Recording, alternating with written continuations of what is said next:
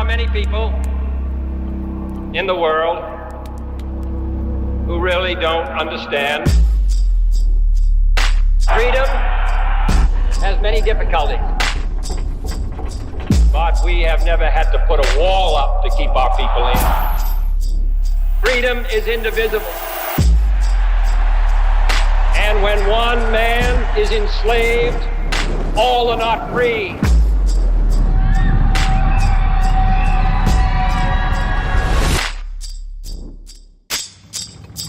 Modern war has become a struggle for men's minds as well as for their bodies. Today we face an enemy who spends enormous sums of money and manpower all over the globe in an attempt to subvert the thinking of the people of the free world, to confuse, divide, and ultimately to subjugate. It is a contest unlike any we have ever faced in our history as a nation. Contest for the minds and hearts of people around the world, all people. When power corrupts, poetry cleanses. We must never forget that art is not a form of propaganda. It is a form of truth.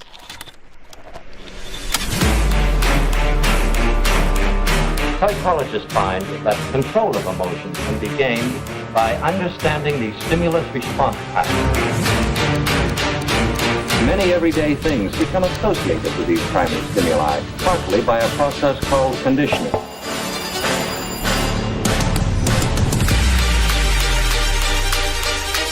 It's a strange, shadowy world. The doctored photograph, the misquotation, the insinuation, and the lie.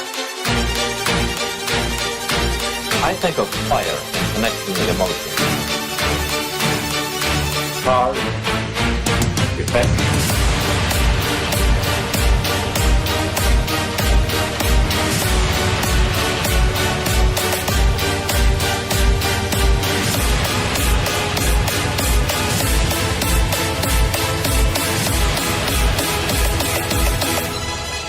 You've got to get a hold of yourself.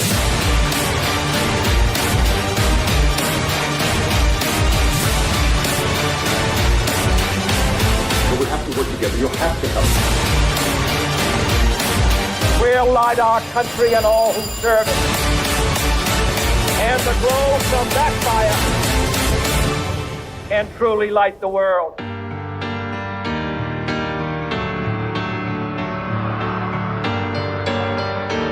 Yes, in modern warfare, our military leaders are finding that words and ideas are highly effective weapons. The views and opinions expressed in this podcast are those of the individual speakers and do not necessarily reflect the views of the host, producers, or any affiliated organization. This podcast may include sensitive discussion related to topics such as child protection, abuse, and criminal behavior. The content is intended for informational, educational, and awareness purposes only, does not constitute legal, medical, or professional advice. Any reference to individuals, cases, or events are based on personal perspective, professional experience, or publicly available information and should not be interpreted as statements of fact regarding any specific person or situation. The host, speakers, and producers disclaim any liability for actions taken by listeners based on the content of this podcast. Listeners are encouraged to seek qualified professional guidance for their specific circumstances. Listeners' discretion is advised. All individuals are presumed innocent unless proven guilty in a court of law.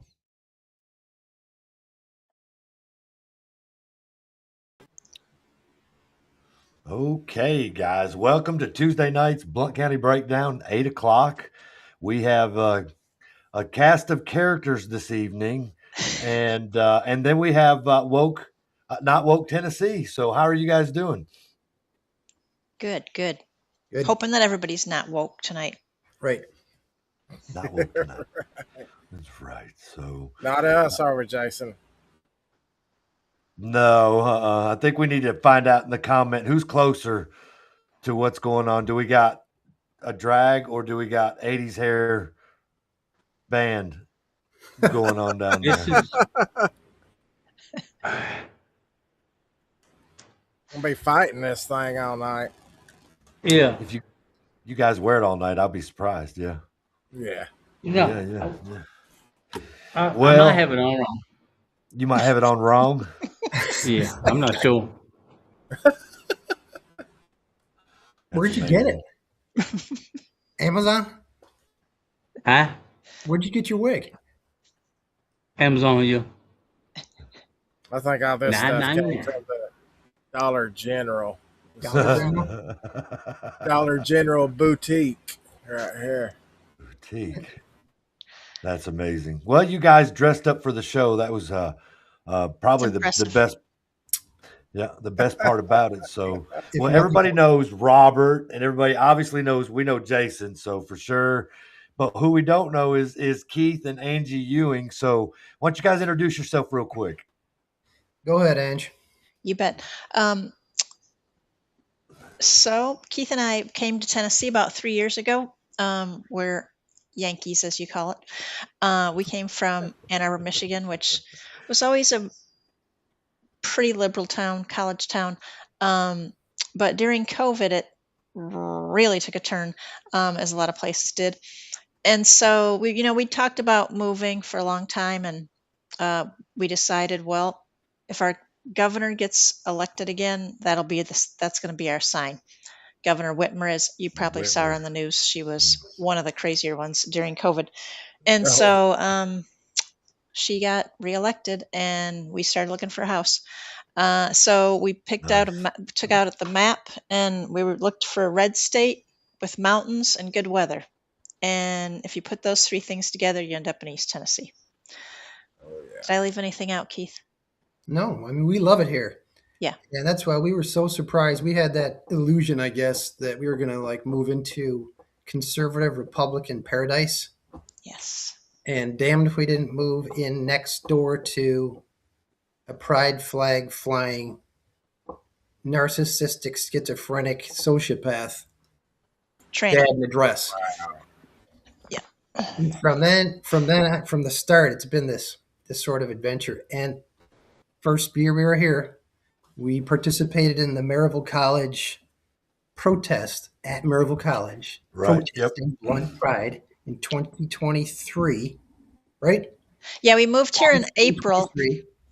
And I think that was in June. I don't remember how we found out about it, but we moved here in the end of April, and somehow we found out that they were having this all ages drag at Maryville College, and we're like, wait a minute, isn't it a Christian college? So that was the first surprise. And then, yeah, go ahead. Was that at the Clayton Arts Center?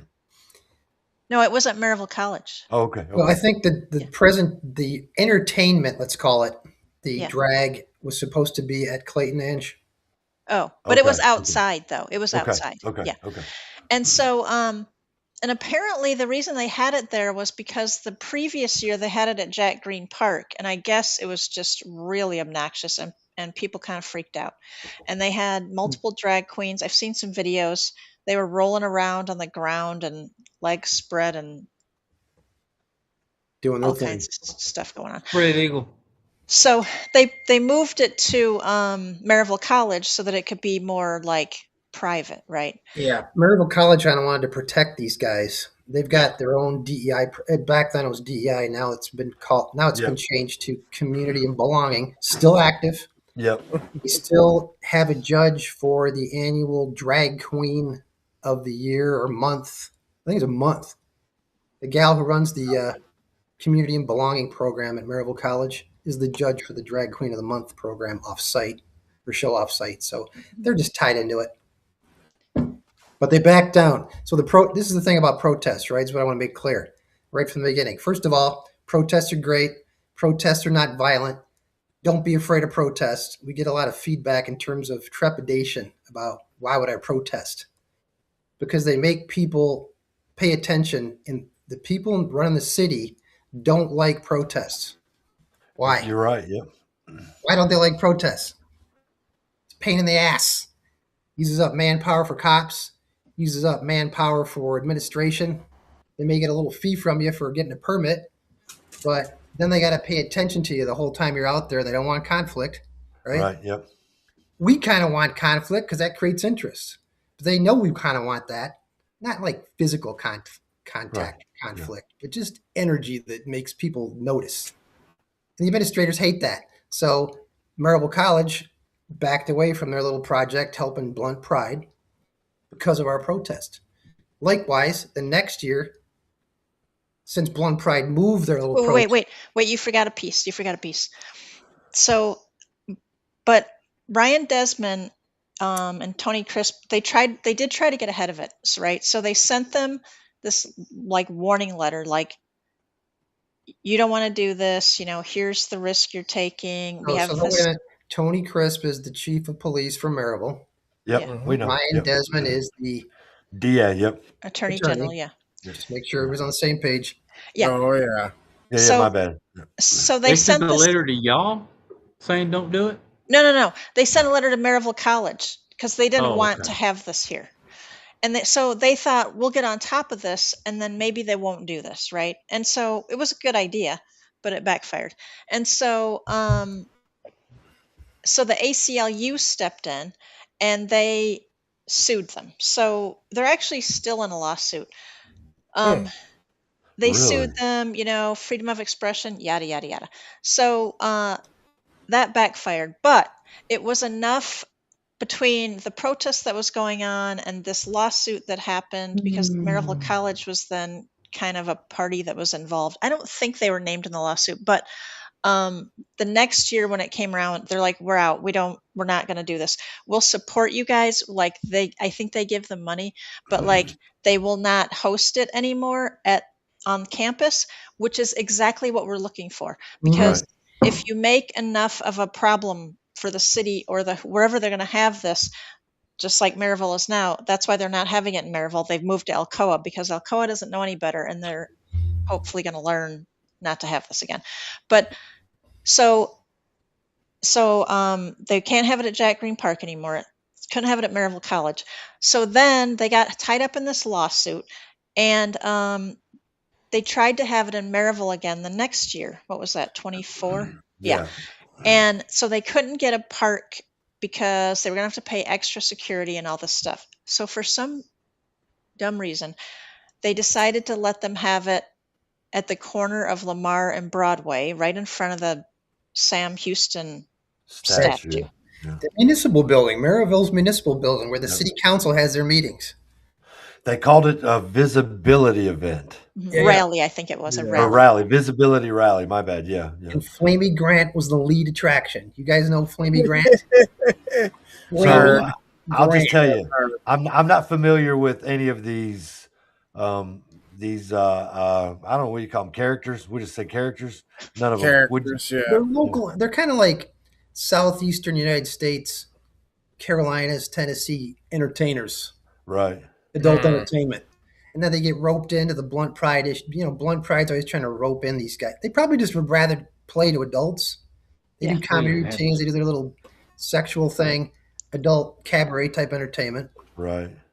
But Blunt Pride, Shannon Bryant, for some reason, is determined to get these entertainers, drag queens, to read books to kids at their Pride event, at their Blunt Pride event. Is like their little theme. So, and they always get the news out there every year because the news, WBIR and the Daily Times, they just love the lefties, right? They love all the lefty stuff. Yeah, so Flamey Grant was the theme of 2024, corner of that major intersection. We have our protest. We got the permit. But there was no dancing, and it was supposed to be like too hot. It was supposed to be a wig like that. 3 or 4 hours, but instead, like he was there. This Flamey person was there, Grant.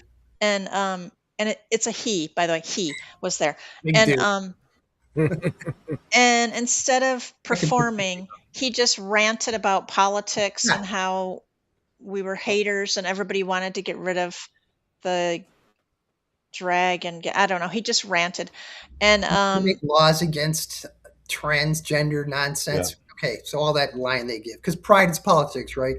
Yeah. And they didn't really know what to do after that. Like there was no. Nobody knew what to do. And if you look at the video that you posted, it's mostly white women. I don't even think most people there were gay. Hardly any gay. Hang on 1 second, Angie. I got to pop. Alan actually made it. Watch this. Well, there we Hey. go. Oh, Hey. there he is. What's up? What's up? What's up? We interrupted her to bring you in, so we're gonna say hello real quick, Alan. We'll let her finish. I apologize. Thank you. No, Thank you. You're good. You're absolutely great. Yeah, no worries. Yeah, so it ended early, and the way they had us protest was they gave us 2 spots, so like our group was all busted up, and so I think we probably had a couple hundred people, but the way the news filmed it, they only filmed it on the side where we hardly had anybody, so it made it look like there weren't hardly any people there. Yeah, because we know WBIR is woke. Yeah. Yeah. But they asked if anybody wanted to be interviewed, and I was like, I do. And because I really wanted to get the point across that it's about kids. The thing they always leave out when this is complained about or when it's on the news is that haters, that people in this Blount County, they don't want any of these gays or any of this stuff, and they leave out the part about the kid. They purposely leave the part out about the kids, right? Because it's a 99 to 1% issue, right? There's like nobody that wants this for kids. I mean, no matter who you are, gay or not otherwise. Of children. Nobody wants the sexualization of children. Yeah. That's what. Why do they target the children so much? Why is it so important to them about targeting the children? Excellent. Because it feeds the system, it gets it going. It's a political movement, so they start them young. You start out thinking, oh, maybe little Johnny wants to wear Jenny's dress. Maybe he wants to play with dolls instead of play baseball. And so if they get that seed planted young enough, then we get a whole nother generation of, And I think they learned that from the Marxists. Yes. Honestly, I'm serious. Start them young. Be transgressive. Yeah, it has nothing to do with being gay or anything like that. It's a political movement. And it doesn't seem that they hold many of these events private. They're always displayed in the public eye. Yes, sir. I mean, yes, ma'am. It's ma'am. So, Alan, they're wondering where your wig was at.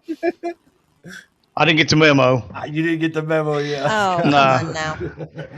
Yeah, I didn't get the memo. I wasn't wearing one either, so I don't need any help being teased any further than where it's at now. So the wig was not an option for me. And besides, I wouldn't be very pretty in a wig. Robert and Jason. I can guarantee you the 2 that I'm looking at aren't either. So. That was mean. I've just been told I look like Farrah Fawcett. Where's the Farrah Fawcett? You gotta consider the source though, Jason. That's Scrappy, right? He's with yeah, it's kind of funny. So, but yes, I was going to reiterate what you were saying, Angie. That or you can even talk about it, the gay community, or here we go with this statement. I have gay friends, that type of thing, not to try to put a stigma on them, then, and they are not for anything that Blount Pride has to offer like that. Mostly they just want to live their life like normal adults and carry on and go through life, sort of, sight unseen or not noticed, and then they carry along the way that they do in their home privately, So this is not an attack on them, you know what I mean? Yeah. Or, that community or. Yeah. What adults do in their private life is not of my concern. Right. So, but speaking of that, so I reached out, there's a huge group called Gays Against Groomers that you may have heard of.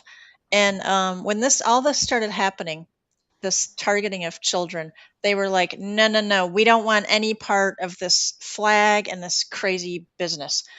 And I even reached out to them to see if they could help us try to put a stop to this. Tennessee chapter. And I have, and I'll put this on the screen. I have their statement that they, this is their statement. Hang on, let me, how do I get it up there again? you got to go down to the Brian, bottom here. Oh yeah. She did it just a little while ago. I couldn't Yeah, I believe got it. it. I got it. Oh, Yeah. okay. Yeah, she added it right to the screen. There you There we go. So what I'll do is I'll remove us and we'll make that. Will it do that same? There you go. There you go. Yeah. So I got this off their site. So, they're saying this was never meant to be a celebration that involved children. It was about, it was about them just celebrating, that they could be married or live together and that kind of thing. And then it's like they say, many believe this is a form of empowerment, a way to educate children with, quote, sex positivity, and a way to teach inclusiveness and acceptance. But in reality, it's the destruction of innocence of children. It has nothing to do with inclusion. I mean, if you think about it, like, what's inclusive about it? Like, a third grade kid is going to have a drag queen in their class, so they have to learn how to treat them. I mean, you know what I mean? Like, that doesn't even make sense. Like, they're not ever going to come in contact with a drag queen when they're in elementary school. So this inclusion thing makes zero sense. Yeah, Right? They shouldn't. They better not. Right. And so, this is they're saying, like, all sorts of drag performance, especially these story hours, could easily promote harmful stereotypes to kids. It's not age appropriate education, and they're totally against it. I mean, this is a huge national group. There's a Tennessee chapter, but it's a national group of gay people that have come together to fight this. This is not a gay community. Blunt Pride is not a gay community that they've put together. This is a political movement. Right. Yeah. 100%. With I a would agree little to that, mental illness sprinkled in there. Well, exactly. Yeah, for sure. For sure. And that's the sad part. And you look at all these people, and if you looked at from the video from the last protest, they have all these signs about love and we love everyone and all that. And that's great. It's great to love everyone. Nobody does, but it's a nice sentiment. But the thing is, it's not about loving everyone, right? It's about indoctrination of children and grooming. That's what it's about. So yeah, the public display of vulgarity. Yes, exactly. So what these women that show up are doing, that they're feeling so sorry, it's suicidal empathy, right? They're embracing and trying to make this welcoming environment for these people, but what they're doing is they're bringing kids in and they're getting them indoctrinated and groomed for this type of lifestyle. And that's the word grooming. Yeah. They hate those two words, indoctrination and grooming, because it goes against what they're trying to do when you bring those definitions to life. This is exactly what you're doing. So we made the post, I don't know, it was about 4 or 5 days ago. It got 15,500 some odd views, 300 some comments, and a bunch of them. And the biggest thing that they were attacking in them posts was they didn't want their kids around preachers or that kind of thing. It was a way to counteract what I guess what we're trying to promote here, right? And so I guess if I had to counter that, because I was asked why I don't get involved in the comments. I tried to do that in the beginning, like 6 or 8 weeks ago. Remember, Robert, when we posted all that, Jason, the first time we talked about it, when we got all the information. And so then they went through drastic measurements to try to, find our private details of our life to post it on there. And so there was no reason to argue back. So I don't feel the need to try to argue back. And then I'm not an expert in everything either. So, and there's really no sense in it either, because that you could bring up a handful of perfect facts and spoon feed it to them, and they don't want to hear it anyway. Right. They don't want to hear it. It doesn't do any good. And they're not willing to have that conversation. It's not that we hate you. It's not that we don't want you to do what you're doing. It's that you're out here in a park where kids play and you're having activities for kids and you're welcoming kids, yes, exactly. Do that as a private event. Get you a couple $1,000 and hire you a private venue that's behind closed doors. 100%. And then do that stuff. It's that public display that kills me. Yeah. Yes, And see, exactly. I would go one step further. If I had an actual comment to replace what they were talking about when it came to um, the when they're attacking religion. Okay, I would say that there obviously is there's a lot of wrong with religion. There are people out there that are predators that are in religion. Sure. We do our best as a society to cull through that and investigate, whatever that means necessary. But what they do different than the Pride event is they have a piece of property. They have a building for fellowship. Inside that building, and I've been in many buildings in my entire life, 52, many churches. I've never had anybody stand up there and shake their butt, read books in the manner in which these events go on at a church like that. I've never had a pastor do anything in that type of manner, that kind of thing. So my suggestion to them is why not go buy a piece of property? I know there are some wealthy people that fund the things that they do. Buy a piece of property, put a building on it, put you a small stage event thing back there, and then you can host the things that you want the way that you want to do it outside of public view. And isn't there a law that says they're not supposed to do it in public spaces with children present? Yeah. So good point. Yeah. So the Adult Entertainment Act was written for this purpose to address this. Right. And the ACLU even has on their site, on their website, they have a statement addressing this, that law. So what they did is they picked it apart. And so in order to violate that law, you have to prove that what they're doing is obscene. And there's a 3-part test. It's called the Miller's test.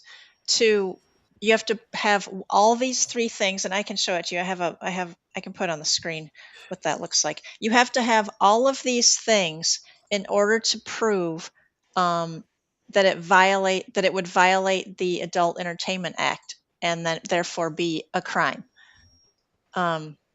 Gray areas, but loopholes. Yep, loopholes.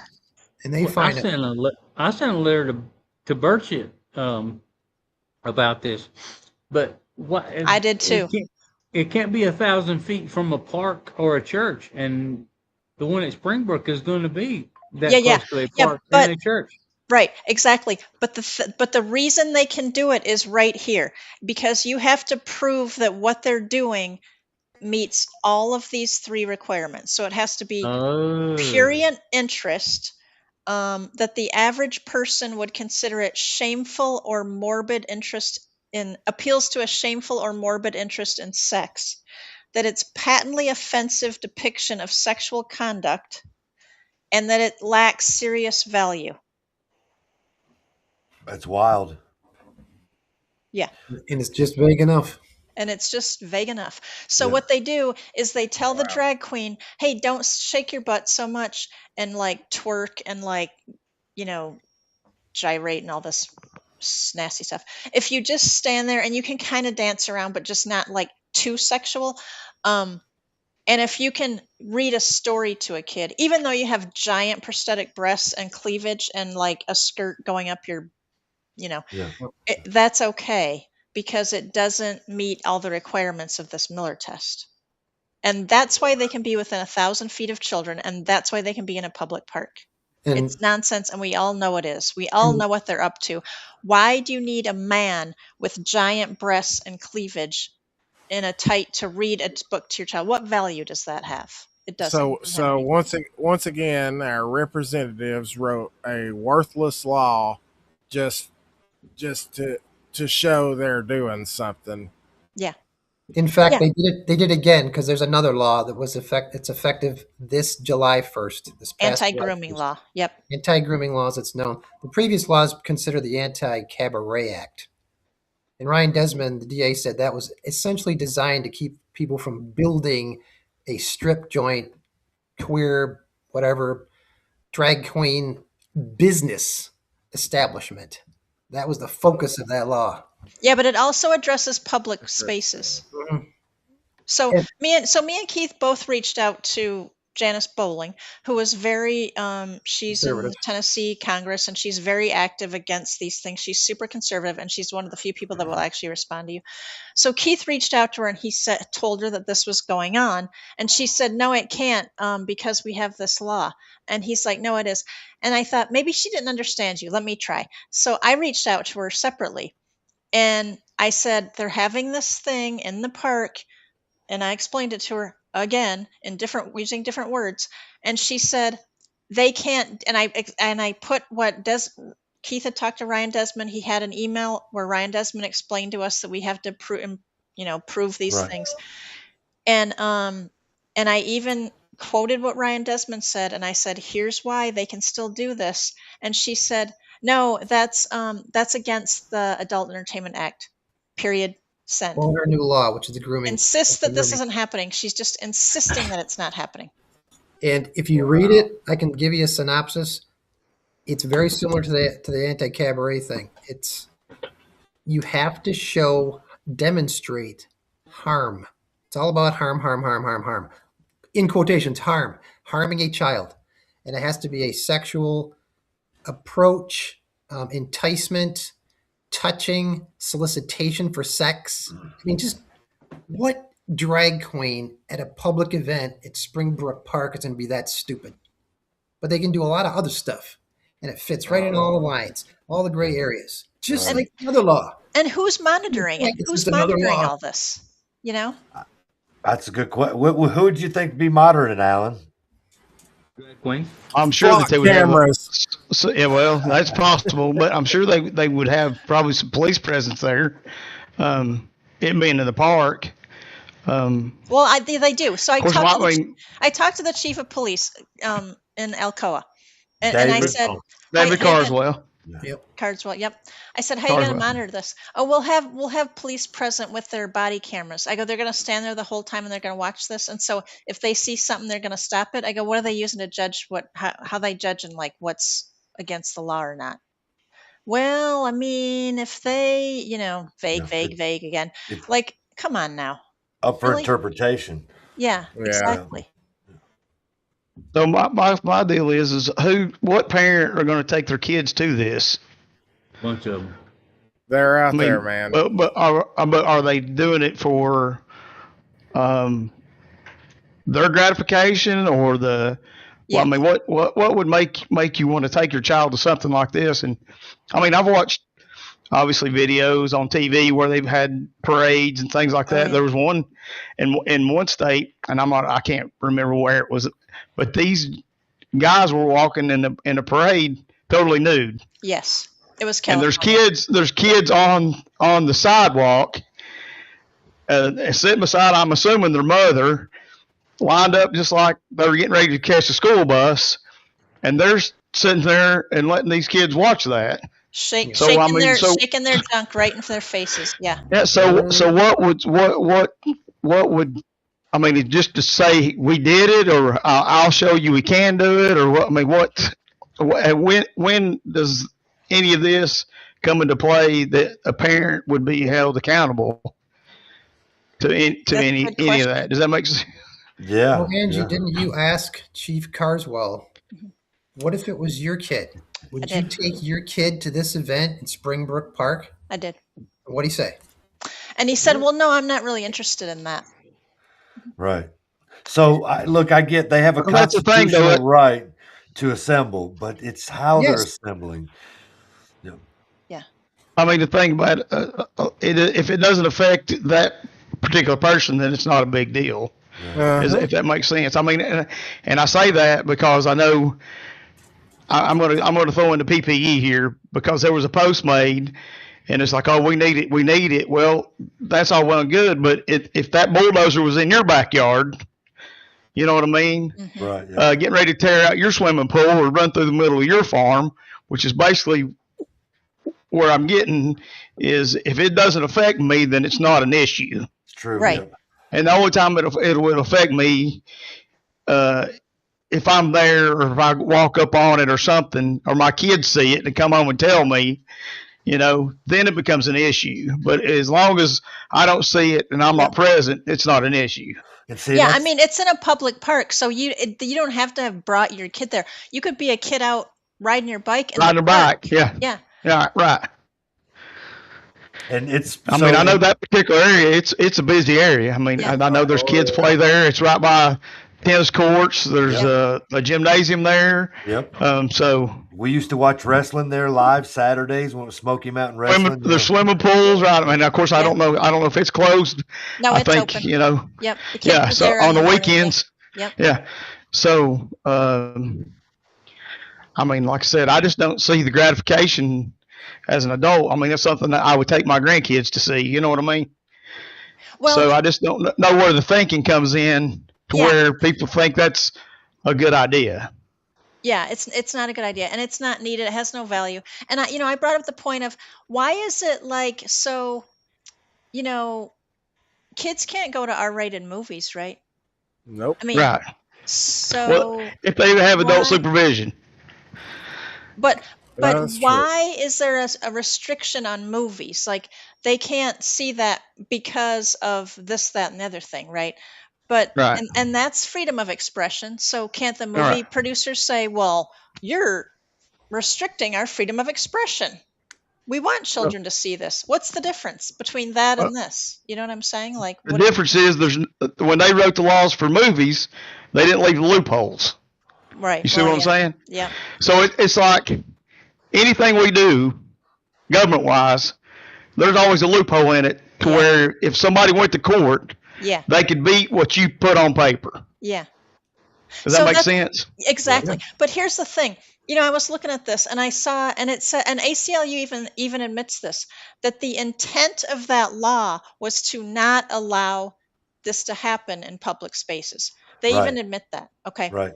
So if you know that the state of Tennessee and all of us that voted for these people who made these laws to not have pride flags in school, to not have a drag for kids, all this stuff. If you know that your community does not want that, why are you so insistent that you absolutely have to have it? This is the most important thing to have, is this one thing.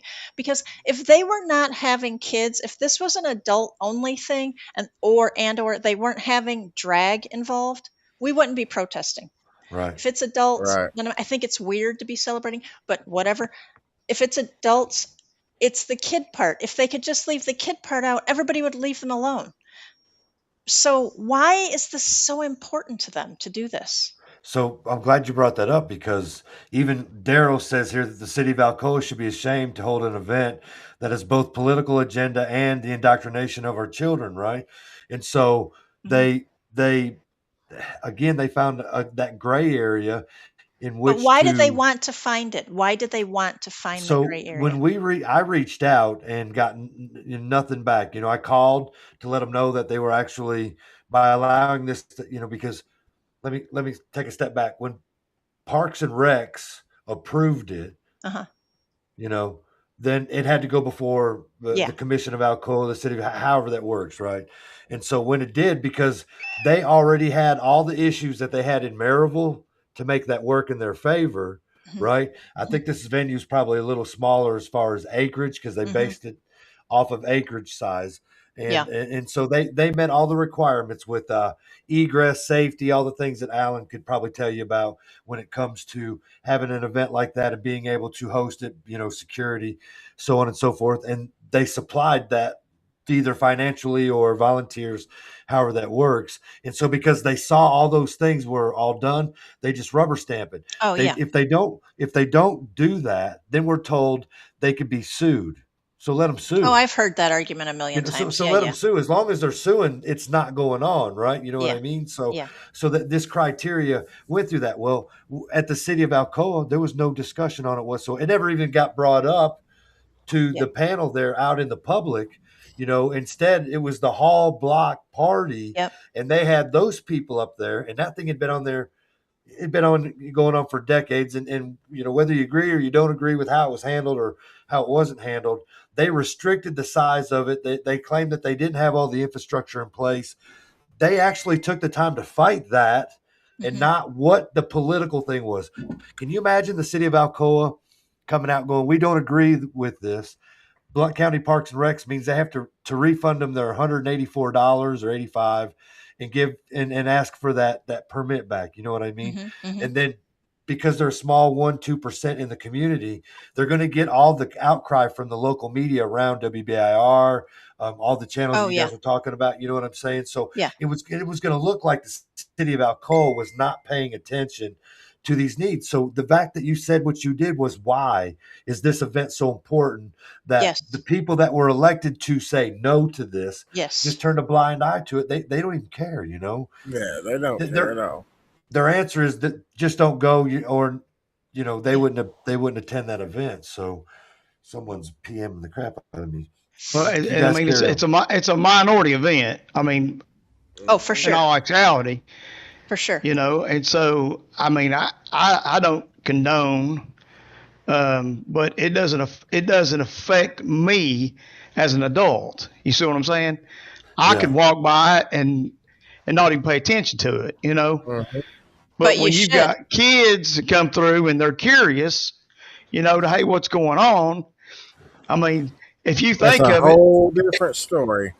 Well, if you think of it like this, I mean, he mentioned wrestling at Springbrook. I used to go watch wrestling at Springbrook, but you see somebody with a wig on and somebody that looks like they're in a wrestling outfit. Kids are curious about that. You know what I'm saying? They want to know what's going on. And that's why they do it. That's why they do it. Right. Yes, absolutely. I mean, it's kind of like going to the circus with the clowns. Yes. I mean, I like to watch the clowns. You know what I'm saying? Yeah. So these kids are drawn to that. Yeah. Costume wise, you know, they think WWE or you know WCW, whatever, and then you've got and they don't understand that going on in their mind now. You know, and they don't understand. Even Shirley said the drag queen story time and children, face painting, specific activities, and an adult event including children. So it's an adult event, but they are doing these things in order to attract. So it's a lure, so to speak. Yes. Like you said, so you got kids riding bike, not a parent with them at the time, and you know, in their teens, early teens, they stroll on in to see what's going on, and you know, and so this is what they're subjected to, you know. I mean, what if you got a group of kids that are like we were when we were kids? We had a 14, 15-year-old, and the rest of us were 10, 11, 9. Right. You know, we all rode bikes together. We were like a little gang, you know, and this 15-year-old, hey, let's go see what's going on. And then you got all these underage kids, you know, 8, 9, 10 years old. Let me ask you that. Do you know if children are only allowed in with an adult? Do you know? Well, they have it that way on their website, but again, like who's policing this? I don't. Yeah, that's a good question. Yeah. I mean, I don't think they're going to have anybody there with, you know, checking IDs and, you know what I'm saying? Yeah. I mean, it's not like you're going into a nightclub. Exactly. Also, there's homes. I mean, there's homes all around that park, there, right? You know what I mean? Oh yeah. So, yeah. I mean, like I said, it's a busy area. You know, you got kids going to the pool. They ride their bikes to the pool, down the trail, through the neighborhoods. I mean, if I'm not mistaken, it's not right down the street from Alcoa First Baptist Church. So it is. It's within 1,000 feet of that church, if I'm not mistaken. There's, like Scrappy said, there's a playground. Of course, hell, it's in the park. You know what I mean? It's in the park. Yeah. So that's a good way. There was one called Calvary too. Sorry. Right. Are they actually breaking the law by allowing that to happen, or are they using that? Would you call that rule? The Miller test. Yeah, they're using the Miller's rule. Yeah. So they're allowing it to happen based off that, you know. So they have to they're going to have to commit the crime right there in order for that to be stopped, and they probably won't even stop it. They just arrest the individual for like indecent exposure or solicitation to a minor or something like that. Well, I'm not a legal expert, so but they're all three of those criteria have to be met, not just one of them, correct? Yes, all three. All three have to be met. So if you just do one thing and not the other two, you know what I mean? Yeah. Then there's nothing they can do about it. You stop it right now, Alan. Don't say that. I mean, I'm just saying with the way that's set up with the loopholes. Right. Oh, yeah. like I said, I mean, you've seen it since we started the podcast. Since you ran for office, I ran for office. The loopholes, look at the building that's going on. I mean, it's the same thing. Yeah. Anytime you're in government, they leave loopholes to Loopholes where they a-holes. can't be sued and held accountable, or risk financial loss through the government.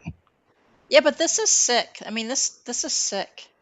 Oh, absolutely. But like I said, they, pardon my French, they covered their ass to keep from getting sued.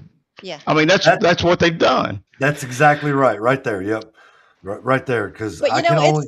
It's that thing though, where it's like, well, we want to be accepted. We're not accepted, and we want people to accept us in all this acceptance nonsense and love.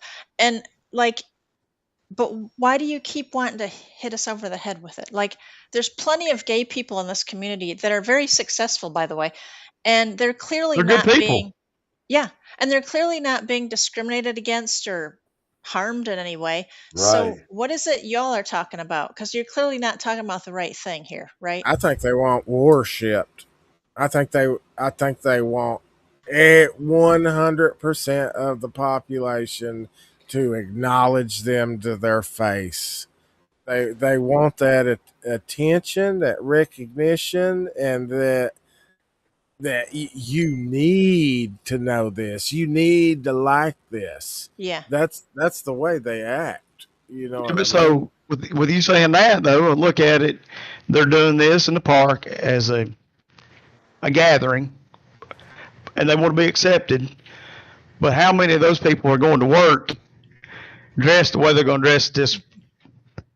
You see what I'm saying? Yeah, it's a good point. So if you're really wanting to be accepted in all this, you know what I mean? And I know part of the trans community, they dress and they go, but if you are wanting acceptance as a drag queen or whatever, then why are you not going to work doing the same thing you're going to do at this event?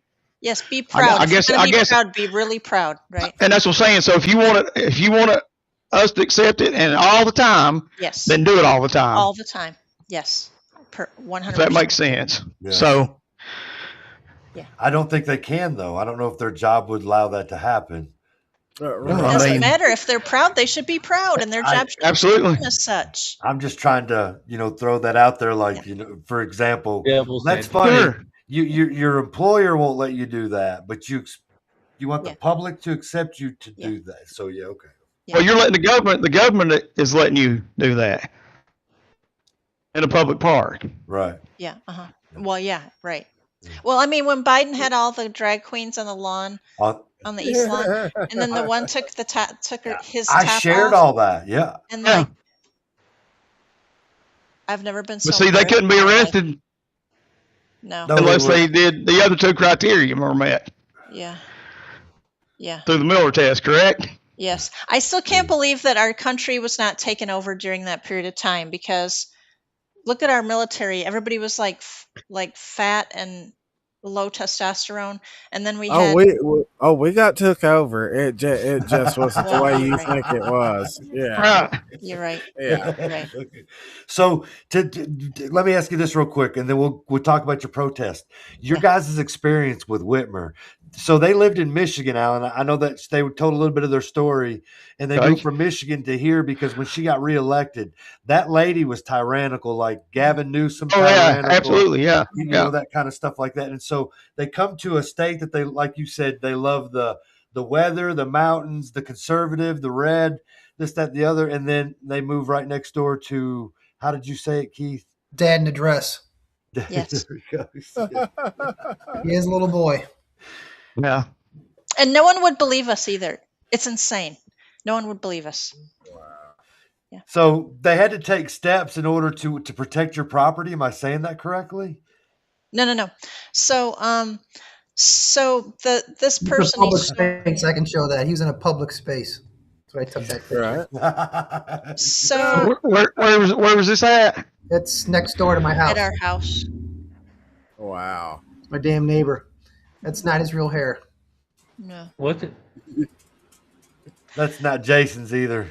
No. But no, so the police, so the first 2 years we were here, the police were at our house 8 times and we did not call them. Wow. Our neighbor called them on us 8 times. Or well, let's see. The first time, Keith asked him. Well, the first time Keith asked him to move his truck, and he freaked out and yelled at him, and Keith yelled back, and they called the police. And he said that Keith was waving his gun around at him. She wasn't. And then he filed a restraining order. which gun was he waving? Wow. This one. So that cost us $200. Yeah. Oh, you had to go to court over that? Yeah. We did. The gay people say that y'all was waving your gun around? Yeah. I told the So judge. you have cameras now? Yep. We do. Yeah. Tony Chris. I mean, who would have thought you moved from Michigan to Blount County and thinking you were going to have to make you a little safe space at your house and put cameras up. We're always armed. Our house is set up so that at any door, you're either getting pepper spray, shotgun, or a pistol, depending on where you come in. And we had to invest in security cameras. Yeah. Yeah. Had to go to court. Are you? I mean, I don't want to know your address or anything, but do you live in the county or the city limits? City. We're on Brown School Road. Okay. Near Broadway. I think I know where you're at. So. You've probably seen the flag. It's down now, but it was up for a while. I was in law enforcement here in the city of Maryville till 2016. Oh. So I'm familiar with some things. Yeah. So I don't know if you've heard about us, but the police were out here a lot of times. We've met a lot of them. The sheriff. It just stinks because when I first met them and they were telling me, I'm like, you got to be kidding. You left all of that to come to a state you believe that this didn't exist, because the people in the county, the 12 to 15,000 voting base, that doesn't happen in this community. You know what I mean? Oh, absolutely not. It happens in this People community. kept telling us that, and yet we were living it every day. Yeah, you know. Yeah. And then again, under the mandates that you had from Governor Whitner, Michigan, I did show on each one of those governors. Yeah, because of the things that they did way back at the beginning when I made Caught Up, you know, specifically in Whitmer, because I have a lot of family on the Riley side that lives up there in northern Michigan, Tawas, and all that good stuff like that, you know. And so they were feeling the crunch for this. And I can tell you for a fact, they didn't vote for any of that. So, you know, I'm like, man, what's going on in this? So when they told me they came here from Michigan, I was like, wow, they left all that. And then here they are. So, yeah, what's the chances? You know what I'm saying? What are the chances? But you know what? This is what motivates us. It prepared us, and this is what motivates us for this topic so desperately, because we are not going to have this happen again. We are not going there. Nope, it is not happening here. Yeah, one of our signs, the first protest was, the second protest was, Maryville is not woke. And I already got a sign for this one. You got to have signs. So, Alcoa is not woke. No. That's right. Right? So the citizenry, that's what we're looking for. We're looking for back to the protest, I guess, Brian. Yeah. Yes, that's where I was going. Yep. Yeah. So by the way, we've noticed that people here, when you say the word protest, they get a weird look on their face. So if we got to call it a rally, a gathering, whatever makes you feel good. But a Christian cookout. A cookout. Well, see, the thing about it is when you say protest, they think of rubber bullets. Seattle and Wisconsin, things like that, setting things on fire and blowing things up and things. That's what the conservative base here in Blount County relate protest to. Yeah. You know, they don't think of, like you said, a rally or a gathering or something of that nature. You know, when we see the national news and they're quietly protesting these things, but they're firebombing the police stations and things like that. That's what we think of a protest now. Not like back in the old days where you walk down the road or, like you do, stand on the sidewalk and hold your signs up. Yeah. They think of destruction. Yeah. Because that's what protests have come to. Oh, yeah. So you tell them, Angie and Keith, you're not talking about destruction. Tell them what you want. Yeah, absolutely. So I mean, the way we've made progress here is, in Maryville and at the college and the city both, because so many people came out, it was just such a pain for them, and they didn't want to deal with this. So then the next time around, when they tried to get the permit, they're like, "We aren't dealing with this anymore," and they made up whatever excuses they made up. I don't really care, but we moved them out of Maryville, right? So now they pop up in Alcoa. So really, this gathering we're having is just bodies. We just need as many bodies as possible, even to just stand there, just to be present, to make people aware of what's going on, and then to make the city not want to deal with this again, because there's so many people at the park, and it's like, they're overwhelmed. That's how you train a dog. It's just too uncomfortable. The dog doesn't do anymore. And that seems to work. And so next year, when they try to get the permit, they'll be like, "Oh, we can't do this again. Can't do this again." That's what you hope for. Because not in our town, you know what I mean? Not in our sister city. We're from Maryville, but Alcoa I consider a sister city. I don't understand why these people, this Blount Pride, this Shannon Bryant character, we missed it last year. I wasn't paying attention. I threw out all my protest signs. Yeah, we thought since this Adult Entertainment Act was resolved that this was all going to be done with, and they weren't going to try this again. And so we stopped paying attention. And apparently they had it last year at the same park. Luckily, it rained all day. I think like God was present or something, but it rained all day, so it was like a miserable day. No rainbows, huh? But yeah, a lot of ruined makeup. Yeah, but Keith was on it this year, and so we got on it early. But so I'm going to show you the our map of what this is going to look like. She's got good. I hadn't do nothing. You know it, Robert? Right? Yeah. I work from home, so I'm used to doing this all day long. Nice. This is what the city gave us. The city of Alcoa gave us this map. The orange is us, not Woke, Tennessee. That's where we can be. The red line is where Blount Pride is going to be, with their stage and their sound system and their whatever they're going to do. So off to the right was what you're saying of the photo? Yeah. Yeah, so we'll be in a baseball field, which is kind of weird. Softball, yeah. Or softball, sorry. But the park, it's shaped so strangely and long, and it's like impossible to do like a normal like lineup of people. So we'll just be a big group standing in a field, but it doesn't matter. Keith's gonna hang signs on the fence there probably, and then we're just gonna hang out there. I think some people are gonna bring food and whatever, and we're just gonna hang out there. It's like a little party. Yeah, Like a party. civic. We like to say civic pride versus Blount Pride. Yes. So I'm just going to ask. Blount Pride. Yes. Did you have to get a permit? We did. To do your party also? Yes, we're legal. Okay. Yeah, we're legal. Right. And how many people? We can have up to 1,000 people. Okay, see now odd. So the hall block party is only allowed 150, but just down the road. Wow. You guys are allowed 1,000. I thought they canceled that. Plus, I'm sure it's canceled. They didn't approve any of it. Yeah. Yeah. Well, I don't think they looked at our permit very closely, because Keith just wrote a less than 1,000 people sign. I don't know if they read it as 100. I don't care, but it says 1,000, and they signed it, and it's legit. So, Blount Pride on their thing, they only asked for 100 people. So if we have 1,000 people, Ooh. then it's like you're saying, this is what we're voting for. We're voting for this side and not that side, right? Can we come up with some slogans to chant? Are we allowed to have a tent, like a canopy? Well, first of all, for the slogans. I used to, if you watch the video, you might hear me on that video from 2 years ago. Not woke Tennessee, not woke Tennessee, not woke Tennessee. The other thing I say is keep your pride to yourself. Keep your pride to yourself. That type of stuff.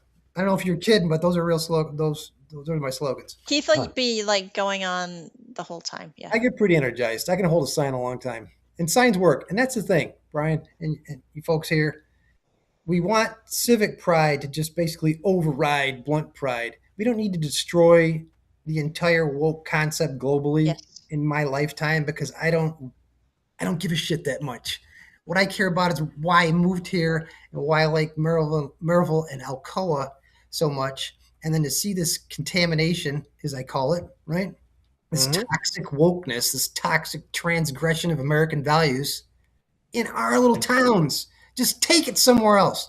Yeah. Go to Knoxville, go to Memphis, go to Nashville, take your garbage up there or out there. Plenty of other places for it. Yeah. But they got to keep doing this little thing. They got to keep picking at it, picking at the scab. So you miss them 1 year. I wasn't paying attention. Now they're Blunt Pride's back in business, and they keep getting smaller, I think. Yeah, they do. Just won't let it go. It's a hill they're going to die on. But it's like a cancer. I mean, they're getting smaller, but as long as there's some cells left there, it'll, it's got potential to come back again. And there'll be some parent with their kid. Like you were talking about parents. Why do they do it? I don't know. Yeah. Well, I don't know if you guys saw, but there was I'm trying to see the name of it here. It's called, I think RFK put it out. It's a book called Wolves in White Coats. Did you see this? And it's about the kids that had their sex change operations and just the horrible things that have happened to them.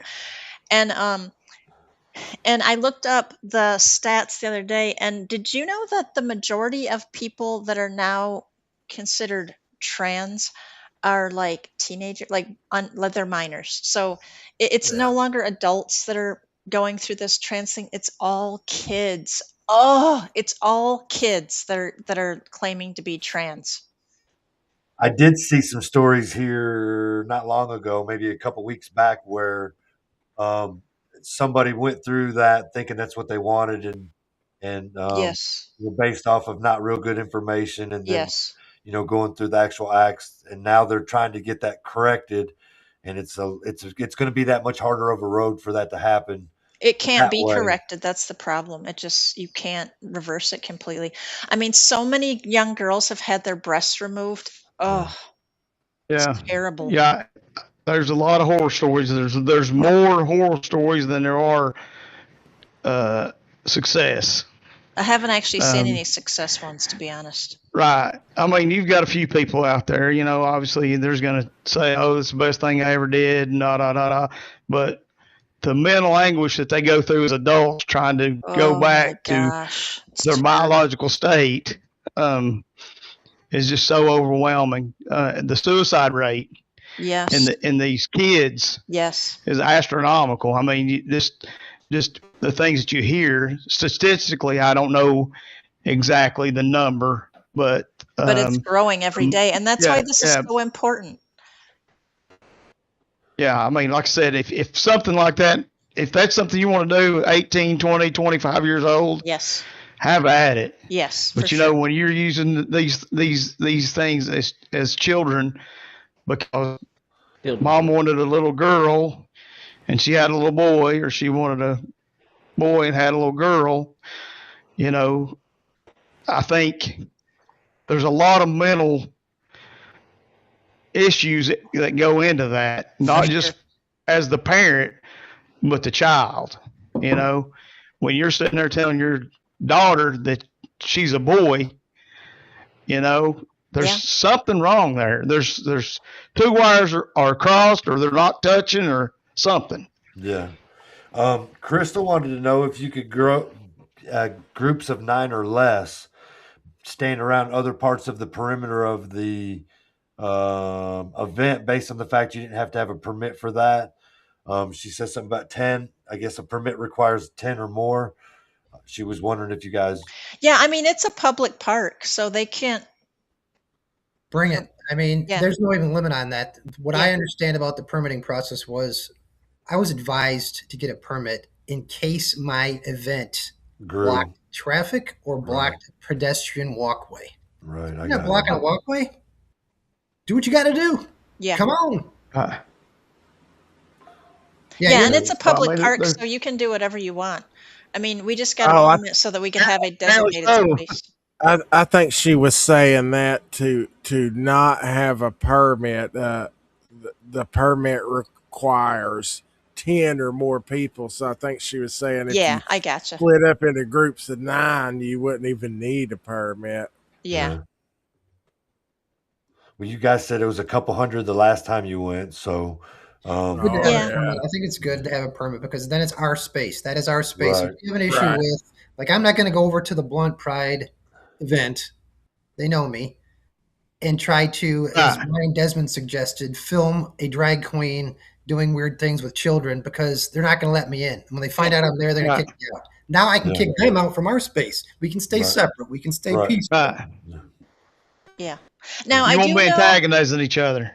Right. Yeah, I do know a couple of youth pastors that went to the previous events, and they did go in, and because they tried to talk to the people and say, like, why are you doing this, and like kind of minister to them, I guess, to see what's gone wrong here, right? But they eventually would get kicked out, but they did. We'd love to have a special agent like that. Somebody in a wig.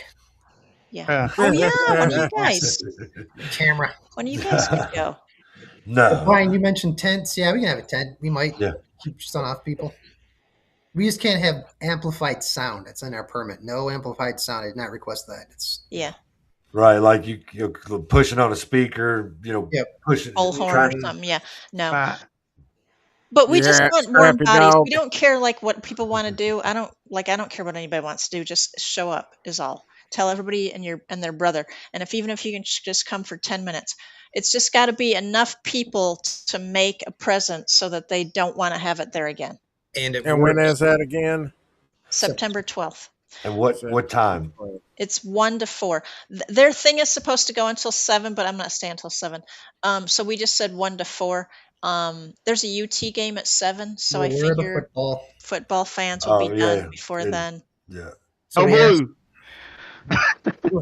Yeah, you try to compete with UT football, it's not going to win. Hey, listen, one of the best, one of the best kids that came out of Alcoa High School, he's playing at Michigan. So.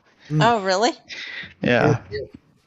Well, they said they lived in Ann Arbor, which is U of M. That's it. That's it. So that's amazing blue, baby, amazing blue. People were parking on our front lawn for money. Yeah, we weren't like U of M fans, but yes, that's odd. We get it. You had to plan your day around. Were you state fans? I actually went to Michigan State, so I guess I'm a state fan. Gosh. And you live in Ann Arbor? Yeah, that's bad. Yeah. Football's a big deal. We get it. I can't believe Blunt Pride goes to I don't know. That's the final thing I would say about Blunt Pride. They are insidious. Yes. Why do they schedule something on a football Saturday? Why do they have some rained out, lousy little tiny park thing last year and then just try it again this year? And they get all uptight and we get like in their shit a little bit about it. They're they don't very want to be in your show. Yeah, but they don't want to be on your show and spread the word anymore. It's like they want to just get down where the Marxists, I don't want to sound like a political nutcase, but they want to get down with the communists, the Marxists, and get inside and quit having all the noise and just focus on young people, focus on woke parents, and make their little political gains. That's the impression I get. Yeah, the Democrat Party has a table at their events, by the way. I forgot to mention that. They set up a table at these Pride events. So it is definitely political. And Keith, did you mention, so Keith reached out to them. Did you talk about that? Shannon Bryant? Yeah, you emailed Blunt Pride, and what did you say? Yeah, Shannon Bryant told me, do not contact me or any of the members of the board or directors or anybody ever again. And that was wrong. Because I asked her, are you going to have, because I wanted evidence, are you going to have a drag queen story time, all ages? That's all he said. Well, no, you didn't say all ages, because if it's drag story time, you already know it's for kids. But technically. Yeah, but that's all he asked. And she came back and said, don't ever contact us again. It's like, well, he was just asking. Why couldn't you say, yeah, we are? I mean, be proud. Why couldn't he say, she say, yes, well, we are, because we're proud of that. Her mailing address is a law firm, by the way. Well, I did the same thing. I reached out to Blunt Pride, and then I put a comment in the post that I put on there asking anybody that supported them or if they knew somebody that was in the organization or whatever. And so that they were more than welcome to come on the show, not this particular one, but they could have their own candid conversation for an hour or whatever, a cordial conversation. And I have yet to receive, anything, back from them. So just because. Do you think it's because they're not proud?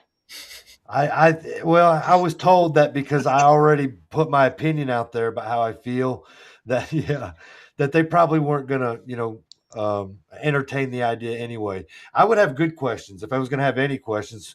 One of the questions being, why don't you guys build and put a building together, a venue event on private property? Keep it to yourself. Keep it to yourself. Run it. Run your operation the same way as a church does. Yeah.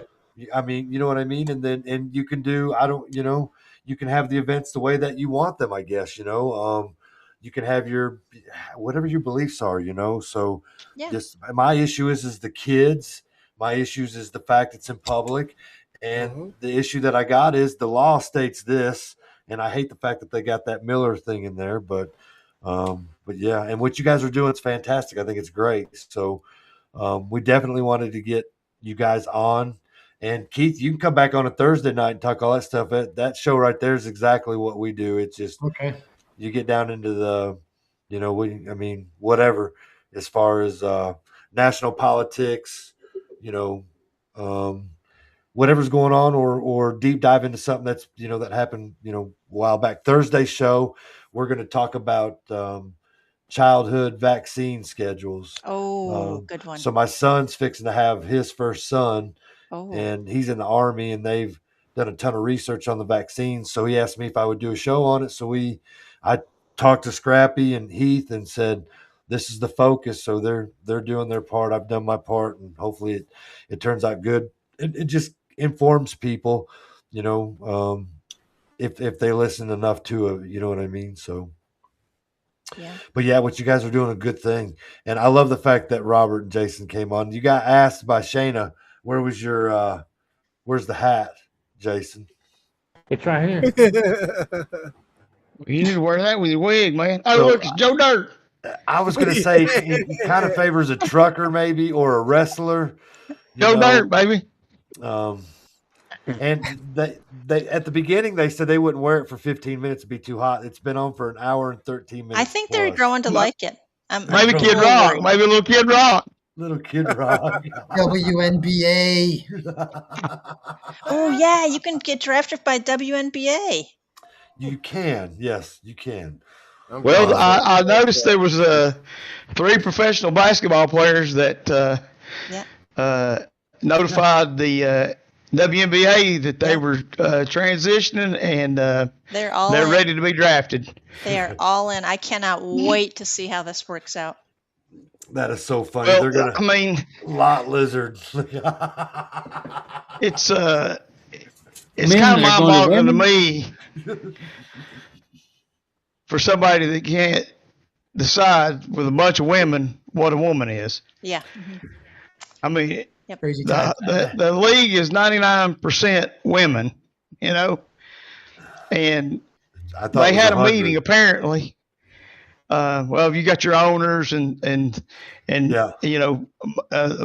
in some of the office roles, and I guess some of the owners, but a group of women, biological women, that can't define a woman.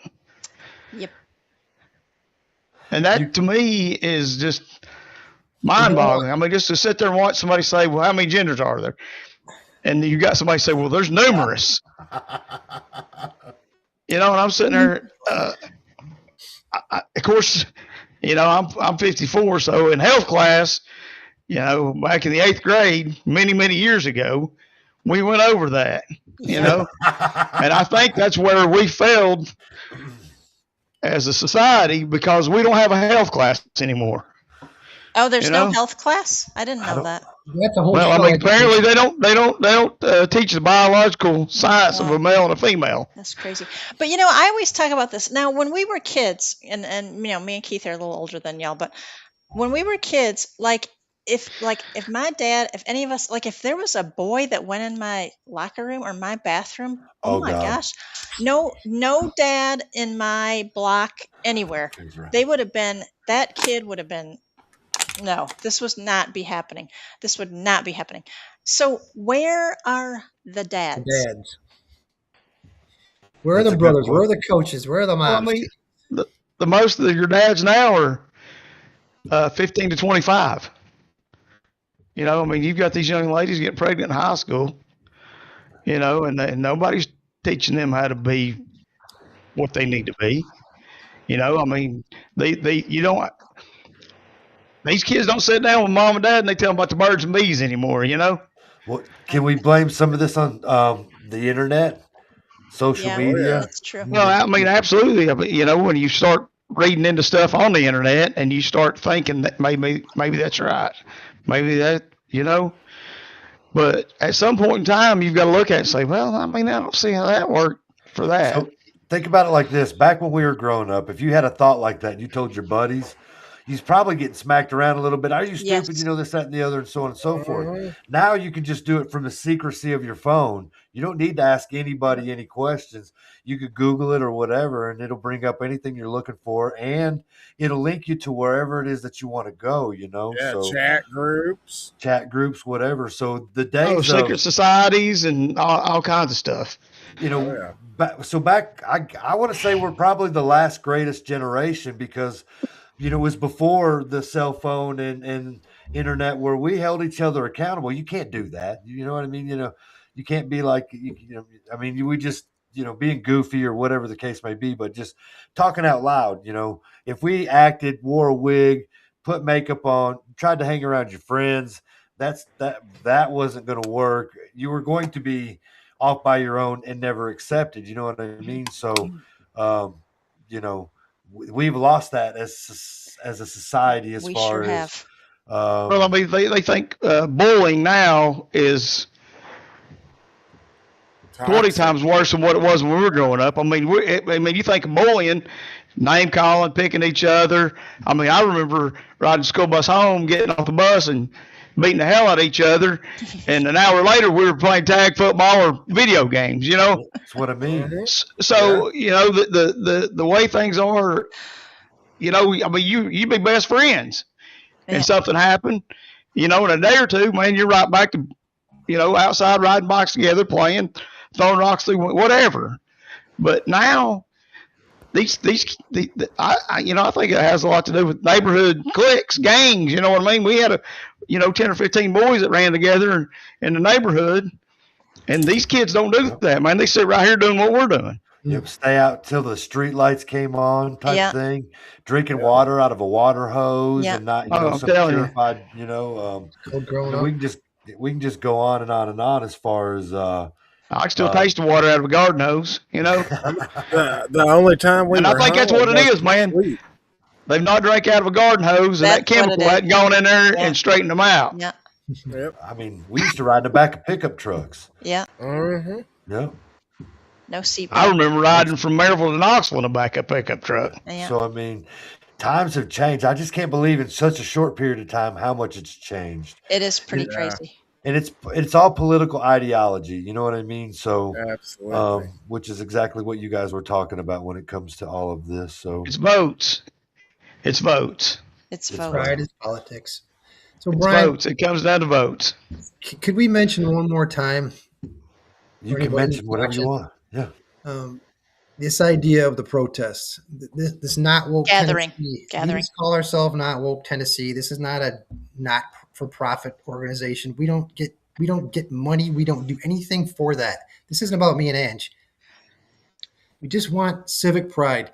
People who live around here, even from I come from other side of the state. I don't care. If you're on the right, if you're red, please show up. Well, if you have common sense and you don't want, I don't even care what you are, but if you have common sense, you don't want drag queens reading stories to kids, be there. Try that in a small town type attitude. Don't be, I don't want to use the word afraid. Don't have trepidation about what you can bring just by showing up. Bring a thing of water, bring a hat so the sun doesn't get you, and hang out for 5-10 minutes or 4 hours. We would just love to have people. When people drive by and think about this, it happens to all of us. When you see a group of people anywhere gathered close together, it gets your attention. These protests, these gatherings, these Christian cookouts, whatever you want to call it, they work, they do stuff, and you feel good. You feel like you did something because you did do something instead of just sit on your couch and just think about doing something. This is all we're asking. Yeah, it's fun. We're just hanging out in a park, making a statement. Bring a grill, and I'll roast a whole bunch of wieners. Yeah. There you go. Yeah. Hot dogs. Oh yeah, hot dogs. Yeah. Hot dogs. Yeah, hot dogs. Yeah. That's enough sales pitch. I'm sorry. Yeah. Okay. No. I mean, no. I mean, the whole reason we had you guys on was so that you could talk about what was going on. We got into a deep discussion, and we do this about everything. We've since this is the 21st show. We started around the same time as everybody started coming out in the primaries, right? So it's been 21 weeks. If you go back through the progression of the show in 21 weeks, we've talked about the property tax hike that came right at in the middle of the primaries, which I don't know if that was a curse or a blessing, but it was the way that it came through as far as wrong timing, as far as I was thinking. The AI data centers, right? They told us it was a rumor when we were talking about it in the beginning, and long and behold, look what the crap happened. You know what I mean? We probably talked about the AI data centers for a few weeks. Anything that they've done dumb when it comes to the budget meetings, to the zoning boards, to the commission, and they've made it real easy for 21 weeks to be able to go into talking about some of the things that they've done, how they passed the PPE to make sure that the citizens are paying for the right of way, which is what Alan was talking about earlier. I mean, just one thing after another. So we've got like Heather Pagan from Flock. Flock's going to be real big. We talked about it last week. The week prior to that is when she was on the show. It'll be a big topic again next week, because it's not just a local topic anymore. We have people saying that they don't necessarily, it doesn't bother them because they're not in trouble. Have you reached outside of Blount County to look what's going on? Our state, other states, it's a big deal. They asked the president the other day about Flock cameras. He said he was looking into it. You know what I saw mean? that. So it's not just a localized thing anymore. This is a big deal, but here we are talking just a few weeks ago about it, and now it's made all these waves through not just our community, but others. And so when you guys get on here, you what I would say is you're probably expert eyewitnesses and all that in what you're talking about, because you've had to deal with it personally, either in one state or where you're at right now. Heather is big on this Flock thing, so she's sort of leading the forefront of that. So yeah, we want her on. Anna Gibson is a like this pit bull to Louisville City Council. They do not like it when she comes through the door, and she is I'm not lying to my Robert, so no, we aggressive. Have a Melissa Marinville, who's she is a expert with forensic all those things when it comes to child protective services, trafficking, this, that, and the other. She goes out and teaches other departments and agencies and stuff like that into the dark web, all internet based and all that. And we've had the pleasure and lucky enough to have these people on the show. Then we got guys like Alan and Jason and Matt Snow and then Heath and Scrappy Dog. And like I said, are behind the scenes, people that get involved and help us do the research. And collaboratively, we've got a really good thing going. So when we get you guys on here, you know what I mean? Talk about you're our local experts. Heather is the local expert on the Flock. Alan is, a former officer. He worked in waterworks and public works and stuff that within the city. When we got questions like that, he's, that guy right there. Me, Robert, Jason, we just try to look pretty, I guess, So we put the Felon in Friends. We put there you go. You put the Felon in Friends. You know what I'm saying? So, and so, yeah, so it's been a good thing, and I hope it grows. I hope it grows to where we're doing something all the time like this. You know what I mean? So, and then me and Rob, we do Candid Conversations. Like tomorrow we have Jeff Coggin coming back on. He'll be on at 8:00. He's the independent running for District House 20, and we got another event where it's in the works. I can't necessarily say it yet because it's not, knuckled down type thing, where we're going to have another get together and that kind of thing. And maybe we could turn the September 12th into a get together there along with your all's protest, because it would be great to have all you guys together in one, Freedom of Flock, Not Woke Tennessee, Resolute Exposure, all of that, and all of the following that comes with it to show up and say, this is what we are. And we all have good cordial conversations, and have fun with this. You know what I mean? So for me, it's been a blessing to watch this thing grow the way it has. And so I appreciate it. So you guys are not doing anything other than this is what we wanted to do from the get-go, Great. So put it out there. We appreciate the exposure because, like we moved here, we didn't know a soul, we didn't know any family here. So just trying to find people that are like-minded that will help us out with this to just show up. That's all we're looking for. Nice. It's been good meeting y'all and talking to y'all for sure. Yeah. Likewise. Thank you. Plus the chat, you got Abby on there, Blunt County Revolution. Shannon's in there, I think. I thought I saw Shayna. I really thought Crystal Dawn. It might have been Shannon. They're mother and daughter, so it comes up similarly sometimes.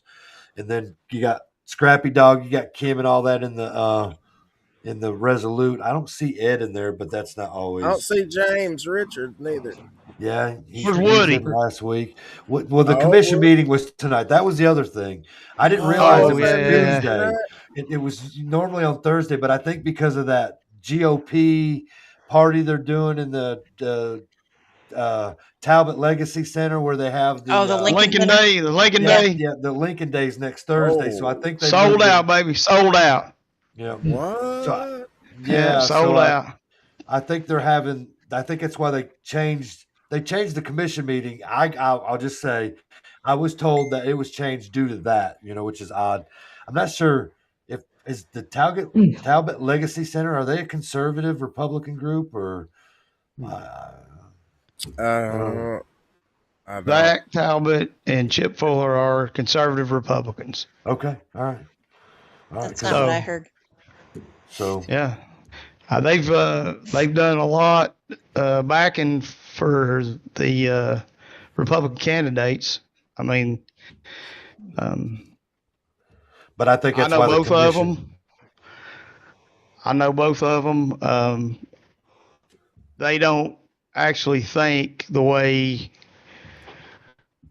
these other, like the Pride group, they disassociated themselves with that group. Oh yeah, they would never go to that. That's why I'm saying there's probably no gay people in this community that are going to that. That's the crazy part of the whole thing.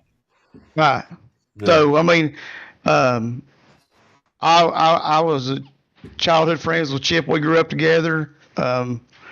Rode dirt bikes together, threw rocks through windows together, all kinds of mischievous stuff. And we kind of lost contact when he moved from Tennessee to Georgia. And then we got reacquainted 5 years ago. We met at one of the political Republican conservative candidates meet and greet. Huh. We started. Yeah, we got started talking about the childhood days, and then of course I found out he was married and they got a family, but don't associate themselves directly with that group. They want to live their life the way they live their life, and they live it not out in the public eye. You see what I'm saying? They should, as everyone should. Yeah. So I mean, the issue is you do what you want to do. That's right. As long as it don't directly affect me. If I believe it's wrong, that's my belief. Yep. And I don't want you to try to drive it down my throat to make me think that it's right. Yep. That makes sense. And they don't do that. Yeah. And hardly anybody does. It's just this kooky group of people that are just right. Have this thing with a political. And like I said, group. If it's all adult oriented and it's in a certain area, facility, not in a public park, not where things, and I mean, there's some inquisitive adults that go to those things, that aren't part of that or don't associate with that, but they go to see what's going on, and there's no kids there. It's kind of like one of the bars back in the old days, the Carousel in Knoxville.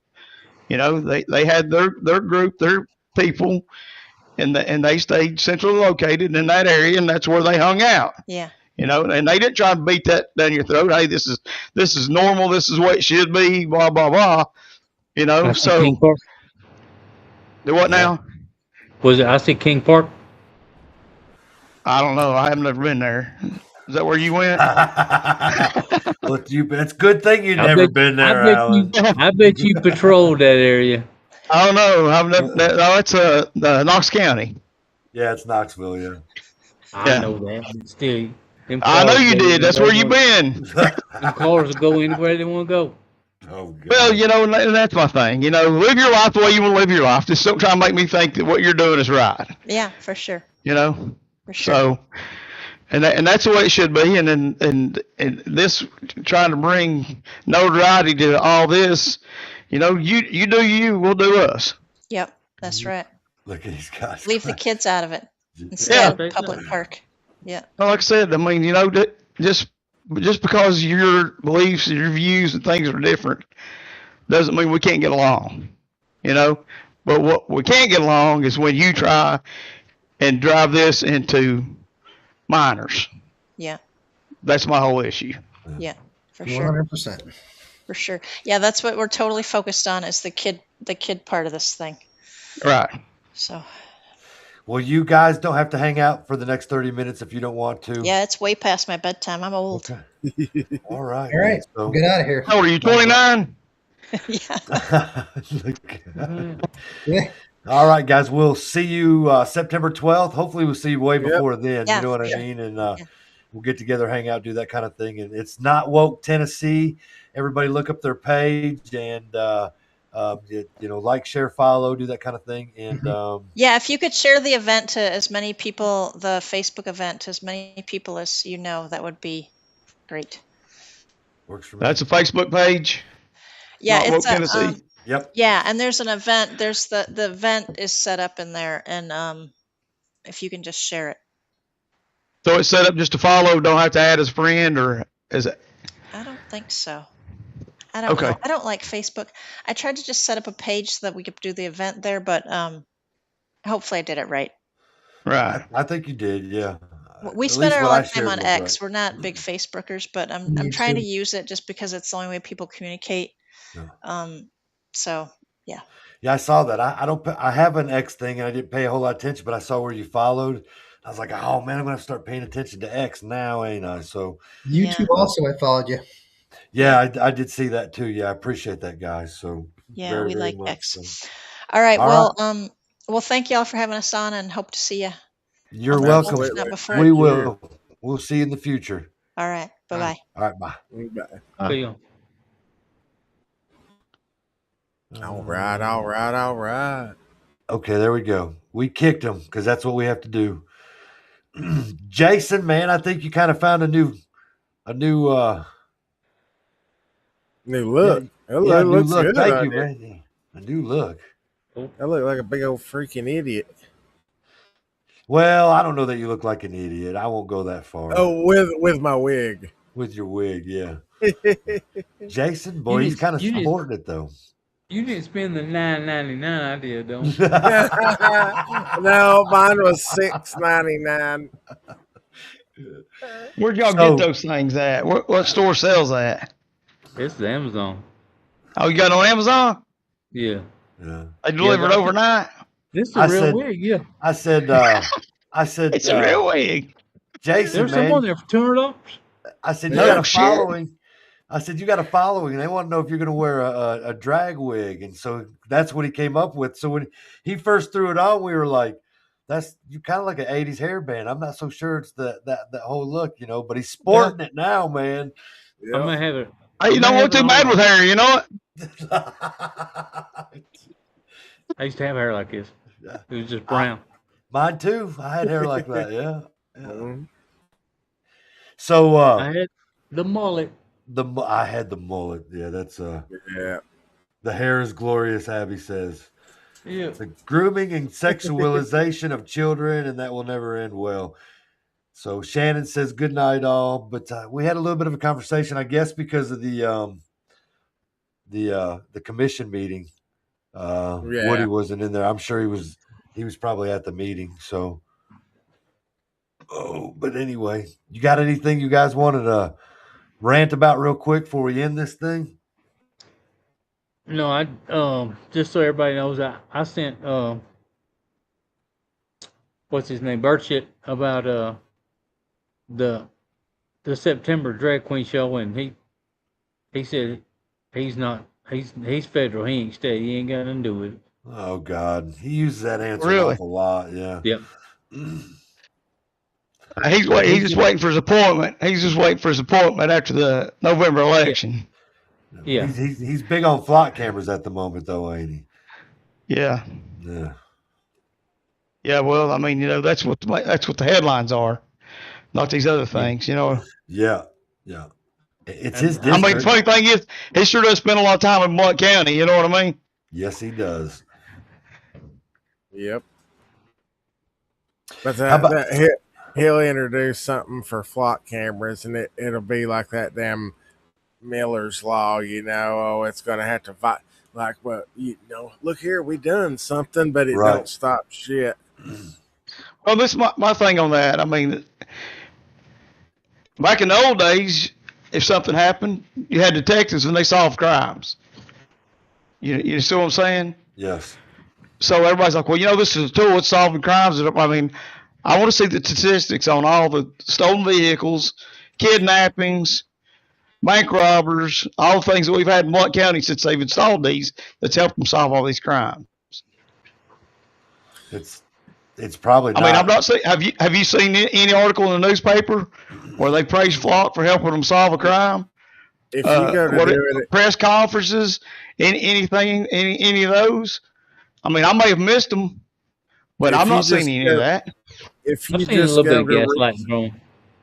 just go to researching and you pick up all the bad and all the good, the bad far outweighs the good. Yeah, that Flock has done. You're talking like a 90-10 ratio, maybe less than that. Yeah, but they definitely try to gaslight them. Look at what they're doing. Look at what this. We wouldn't be able to catch this person if it hadn't been for this camera. Yeah, I seen one the other day. Where was that? In what county? No. I mean, because we were advertising as probably one of the safest counties in the state, and not just the state, but the nation, right? No, we're not. That's why everybody's moving here. I did see friendly, safe, low crime rate, Christian conservative. Yeah, well, those are all the selling points, right? Yeah. I seen there was another sheriff in Scott County, maybe they shut their flock cameras down. Yeah. There's several of them that said they have. There's a lot of them doing that. I did see an article that where the Daily Times said there was 51 of those cameras in Blount County. Blount County, Alcoa, Maryville, Louisville, Townsend. Yeah, they're all. I was watching a thing on the news earlier that this morning, maybe I can't remember. They said that there was 5 cameras in less than a quarter mile in Knoxville. 3 were the counties and 2 were the cities, or vice versa. One of those. So I mean, if you got those cameras, you don't share your knowledge and stuff with each other.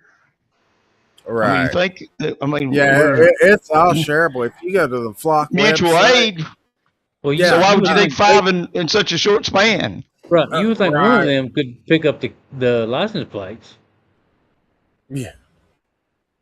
Hell, they say they're so good that they can cut the whiskers on your face. On their website, they say their drones can read a plate from 2,000 feet away. Really? Yeah. 2,000 feet. And another thing is, if you got a business, you can holler at Flock and set up a demo, and they'll come out and show you a camera and the software and how it works, and they'll sell you some, and they'll sell you a subscription. It seems like I can't afford them. They'll work with churches. They've done churches, businesses. If you look at the Flock map, there's like 4 or 5 of them at the Alcoa Walmart. Yeah. Like it shows them on the roof. Lowe's and Home Depot both supposed to be having them. I'd have to go up on my own property tax to buy one. and then once they get once they have their login information, they're free to give that to whoever they want to log in. They can give it to Blount County, they can give it to Alcoa. Here, it's shareable. You know what I mean? Well, I mean, for the right amount of money, because I watched on the news also that Google is buying all the data from Spirit Air, where they're going to spend $10 million, I think, to buy all the data for all the information that was Spirit Air. If you'd flown Spirit Air, Google's gonna buy all that for $10 million. Dude, who would data have thought? is the new currency. I know. I was going to say, who would have thought 20 years ago that your information would be for sale like that?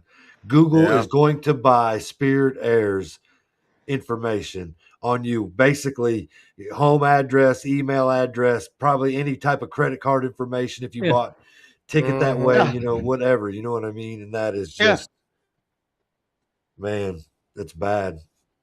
Well, I got a thing in the mail the other day. It was from a mortgage company that I refinanced my house through, and they had a data breach, right? So you think of this. Google's going to pay $10 million to get all your information, everything that I sent for my mortgage company. And they had a data breach, and they told me that they're going to give me $45 and give me a year free credit advisory. Monitoring. If I can show where somebody had got my information, which hell, there's no way of knowing that, unless something pops up. Yeah. Right. Not unless you have another one. They're going to give me $2,000. So, I'm sitting there thinking, how do I know if Jason hacked into your system and got my information? You don't even know who did it. But you're going to monitor my credit for a year and give me $45. If you have, that's great. Yeah. If you have another one, Experian or whatever that is, they'll tell you. Oh, yeah. My bank offers it. Does your bank offer it? I mean, if you can have somebody tell you that, you can get that money. You said $2,000. Oh yeah. I told my wife, I said, you start digging into this shit. I need that $2,000. Yeah, I mean, I've gotten emails before from them saying we found your information on the dark web. Yeah. Well, being the way you look, I could see how that's possible. Absolutely. Yeah. On the dating sites. You need to come over here so I can put your hair up a little pigtail to the very top so I can see, like I have to do my grandbaby so I can see her eyes. Did you see the comments, Jason? Huh? Did you see the comments? Look at the comment. Look what it says. Sweet thing. Sweet thing. Yeah. Yeah. Look at look at that's beards. My father. I look like Hulk Hogan, honestly. You know what? Throwing some people off. Oh, right. Yeah, you look like Hulk Hogan with that blonde wig and that dark black beard. I texted my wife, asked her to come put my hair up, but she didn't get it. I guess. Yes, you text her. Daryl just said that Google said that they want the info from Spirit Air to upload to AI. Yeah. No kidding. I don't doubt that. I mean, I think that I heard $10 million what they're going to pay. That's crazy.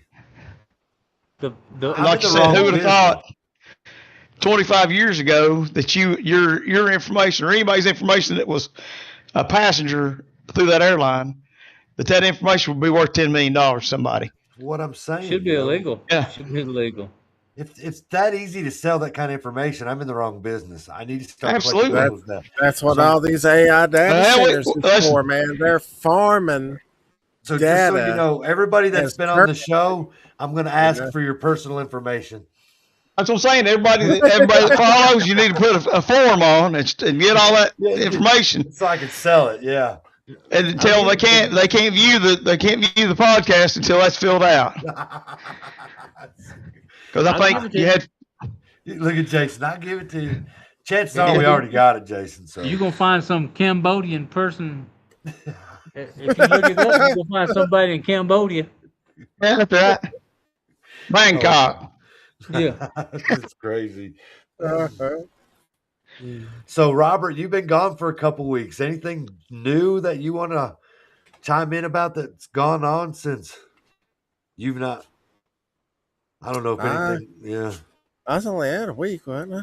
Was you the week prior? Yeah. Were you with us with Heather? Yeah, he was with Heather. Yeah. Okay. My bad. Yeah. My bad. Yeah, it was just last week. Just last week. Okay. Yeah, work beat my butt in the ground, boy. We had Scrappy Dog on. Or I did. Oh yeah. Yeah. That's right. Yeah. Yeah. I knew better than that, but I was glutton for punishment. So you he would have fit in. He would have fit in tonight with his hair in a ponytail. And then Jason fell asleep. Yeah, twice. No, we the were second like, time I was praying. What? The second time I was praying. She was praying. Yeah. Y'all heard me say amen. You did, yeah. So it was one of them kind of shows, But then we did the Thursday show with Heath and him, and we talked about Flock and a little bit of Anthony Fauci, and that thing did really, really well. So I told him I should have never asked him to do it. It was my fault. I'll learn from my mistakes. But County Breakdown is different than. He said you love it and you know it. No, I didn't love it that day. I was like, I was asking. I got to reclaim my time. Who was it that said? Who at the end of that show? Who was it that said that's enough of this shit show? I'm gone or something like that. Yeah, I think it was Frankie. Yeah, it was. Yeah, it was just one of them shows. Yeah, Jason, we were like, Jason, what are you doing? He's like, well, I'm waiting for you two to quit arguing. I'm like, great. It's like, can't get a word in edgewise. Oh man, I just let him go. He did. Now, thanks, Jason. You're supposed to go. Hey, you can't be doing that. But that's right. We don't do this. We do the deep dives over there on the. He can go down those rabbit holes, and it doesn't keep the same attention on Blount County Breakdown as it does on Caught Up. You know what I mean? So. Yeah, he's put the hat on and off a few times tonight. They're going to call his head sweating. But when I put the hat on, it changes my demeanor. I mean, it changes everything. You know what I mean? Yeah, that's right. Now it just looks like. You look like a Tom girl now. I feel like you're fixing to go to an arm wrestling contest. You know that's right. Yeah, well, Sylvester Stallone over the top, baby. Over the top. Yeah. Over the top. Yeah, for sure. So tomorrow we got. I'm digging this week. Jeff Coggin at 8, and then Thursday we'll do the Caught Up thing, and then I guess back to business as usual on Blount County Breakdown. So that's pretty cool what they've done and the experiences that they've had to move away, come here, deal with that, and then still want to be a part of the community and, The bad part about that is they left that and moved down here right next door. Next door, yeah. What kind of shit luck is that? You know what I'm saying? Could you imagine the first time they come outside and they was like, man, what the hell? I've been calling my real estate agents. I'd kick my real estate agent's ass. Yeah, like, what the hell is wrong with? Do you know where we come from? Yeah. And they know because they've been to that house before, showing it. Damn That's like coming out and cousin Eddie out there dumping the shitter in the storm drain. Yeah. You know what I mean? Shitter was full. You double take. Oh shit! What is that? Yeah, they worked to sell that house. Yeah. That's a bummer. For real, it is a bummer. I wonder how many price reductions that place went through. Right. I don't know. That's true. It could have done that to it. Very true. Absolutely. But, they keep up the good fight, man. He went and got the permit to create the protest. Yeah. And, this is going to be, seems like their third or fourth time, and they're persistent, and that's what we need. We can't do all those things. It's hard to keep up with everything that's going on at the moment. You know what I mean? So it's good that there's other people. You know what I mean? Definitely. Doing their part. Yeah, especially with work and things like that. I mean, they're fortunate. She said she worked from home. So there's a lot of stuff that she can do probably throughout the day. Very true. And then Heather, man, she's been everywhere. She went to Loudoun County's commission meeting. I saw that. I think she was there tonight. I know that on Monday she had a stand open up an information stand again, and I think tomorrow she's got another one. She's just trying to get the information out about Flock, and she is just she's a go-getter, you know what I mean? And then and then Anna Gibson came on for like 15, 20 minutes last week, where she is catching them in Louisville, in the city meetings there. And is there a race going on there? I think there's a mayor race going on. Mayor, yeah. Where's that? In Louisville. Pews. Is it Louisville, yeah. Jill Pugh is who it is now, and who's still trying to keep it. Yeah. And I think I saw somebody was running against her. The things that's been exposed that her and just the town of Louisville as a whole together has whittled their way through is crazy, dude. And then the sheriff being appointed to the what's that board for the airport? McGee Tyson. Yeah. The Airport Authority Board or something? Yeah. There you Airport go. Authority, that's it. So the state changed it. It used to be the city of Knoxville appointed them, and I don't know how many members it was, but they have 9 now.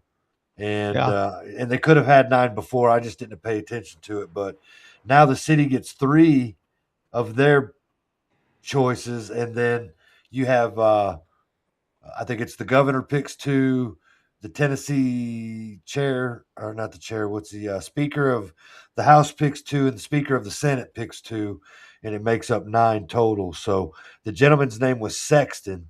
I think he's the Speaker of the Senate, is the one that chose Barong. And it's an unpaid position. It's about 10 hours a week. And but just odd. Why? I never even heard of it until now. Why? Right. Why would you want that? So I don't know that he What could you asked for possibly it. do? If I'm being totally honest, I don't know that he asked for it, but it raises a question. When I looked into it, when I tried to do some deep dive research, it basically said that other states do this, and they normally pick a sheriff that's within the same county or city as the airport based on the fact that he is or she has dealt with local other authorities surrounding counties, management, emergency, those kinds of things. So it was a smart decision to have, the sheriff on that type of board, you know what I mean, based on that criteria, So again, he may have not have ever asked for it. Somebody may have just nominated, and it wasn't nominated like, you get nominated, then it goes for before a board. What I think is Tim Burchett offered him up to the Sexton gentleman, right, and promoted that to, push it, but based off the criteria, Barong fits it to a T. So, right, not out of the ordinary. Yeah, not out of the ordinary. But a good question to wonder, why? Because I don't know, and he's not in charge of any of the day-to-day, operations or anything like that. They're basically just over the budget of stuff. But still, just seems like all these people got their hands in so many fires. You know what I mean? So for the airport, who owns that? It's for the airport, right? Yes. Is that what you said? Who owns the airport? The city of Knoxville is what they take care of it. I don't know if the state of Tennessee owns it, or the city owns it.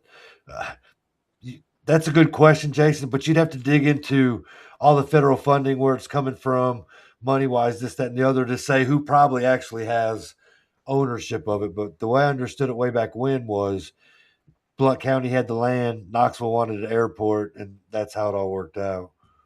I wonder if all airports, I'll have to look it up. I wonder if they're all owned by the cities they're in.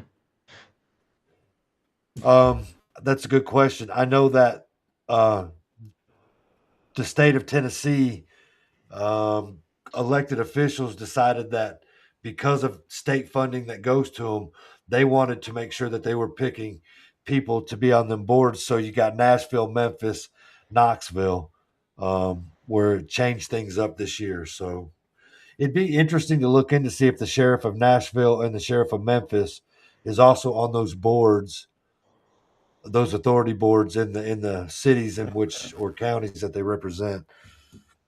I never thought about looking into that. Or is it just Well, I mean, think about this. What about nationwide? The airports in different states and counties. Right. Right. But mostly I think it was because they didn't feel like they had a voice. Like they had realtors and lawyers on there. Maribel Cole is a giant commercial realtor in Knoxville and the surrounding counties. She was married to what's his name? Was he a senator or a congressman out of Townsend? His last name was Cola, obviously. Ernie Cola's brother. His first name has escaped me. But is it Richard? Carl. No. It's Carl. Yeah, Carl Cola. Yeah, Carl Cola. Yeah. Yeah. So that was her husband, and of course he died a long time ago. And but she was on that authority board. I don't think she's no longer on it now, but because when they revamped it, they removed some, but they had attorneys, realtors. Seems like friends of the city mayor, and whose name has escaped me. She's a liberal mayor. So they had, what is it? Yeah. Kincannon. Something like that. Kincannon. Yeah. So, but ultimately that's who it was. And I think the state came in and said, they wanted to be able to choose who they thought to be on there as well. So, and then I guess I'll look into the commission meeting, not tonight, but maybe tomorrow or the next day, to see how all that went down, because they were supposed to approve whether the sheriff got his partially covered building for his military weapon grade vehicles, and that archives board. That's interesting. Did you guys see that? No. I didn't. Air conditioner went out. It was an emergency because it's archives and so. Oh yes. They spent $17,000 to have it done. They didn't get the quotes. They didn't do anything. Then they didn't get nothing approved because they claimed it was an emergency. Now they're before the commission because they want that money so that they can pay the contractor for it. But what they done all wrong? It went through the highway department or something. It went through the highway department, but they got 3 contractors or 2 more plus his, and the one that they normally use was at $11,000. This bid was at 17. Well, they took the highest bid and they ran with it. So I don't know if they approved that tonight or not. To see if pay for what you get, man. So, but they were showing it was a 60%, 40% increase in what they would normally pay. And in the budget committee, the mayor, what's his name? He abstained from it. So it was a 4-1 vote. And then it went before the commission, Jared and the rest of them, I guess, an hour later. And so they approved it to come to tonight's meeting, or what would have been Thursday's meeting, to see if it gets approved, because the guy that did it, he said, well, if you guys don't approve it, maybe he'll come and take his unit. And I was like, no, you're going to get sued. That's exactly what's going to happen. He's not going to come and take it. He's not going to come take his unit off there. And they know this. And they knew that it was supposed to go a couple days. Well, look, I'll tell you what, where I work, when these things happen, we put fans in places and stuff like that until we get the right thing. It may go 4 or 5 days before that thing goes in play. And why they thought that they could do this without talking to anybody. And that's the highway department, right? Isn't that what's the archive? I thought the archives was in the courthouse. I don't know where it's at. You said I thought they moved it. Barone did it?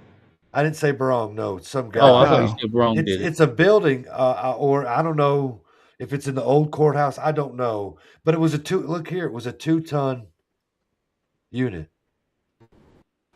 17,000. Hell, I'm in the wrong business. Yeah. Exactly what I'm saying. That unit by itself's what, $6,000 maybe? Yeah, 8,000. I mean, you get $8,000 installed probably. That's what I was gonna say $10,000. You know what I mean? As a high bid. I know it's a 2-ton unit. I'm trying to be. 2-ton is small. I'm trying to be. I'm just saying. I mean, hell, the most you'd pay is probably 8,500. You know what I mean? So the highway department, isn't that Hedrick? Yep. Yeah. So, we need that map. They may have moved the archives to the highway department building. They may be where the archives are at now. You got me wanting to watch YouTube now when we get off here, and I want to see how that went. So those things were. What about Carl? They're trying to cut him out of his. He just started that new business with the ambulance service. It's not really a transport of it. It's for somebody, with dialysis or things like that, kind of like priority. Met all the criteria approved through the state of Tennessee.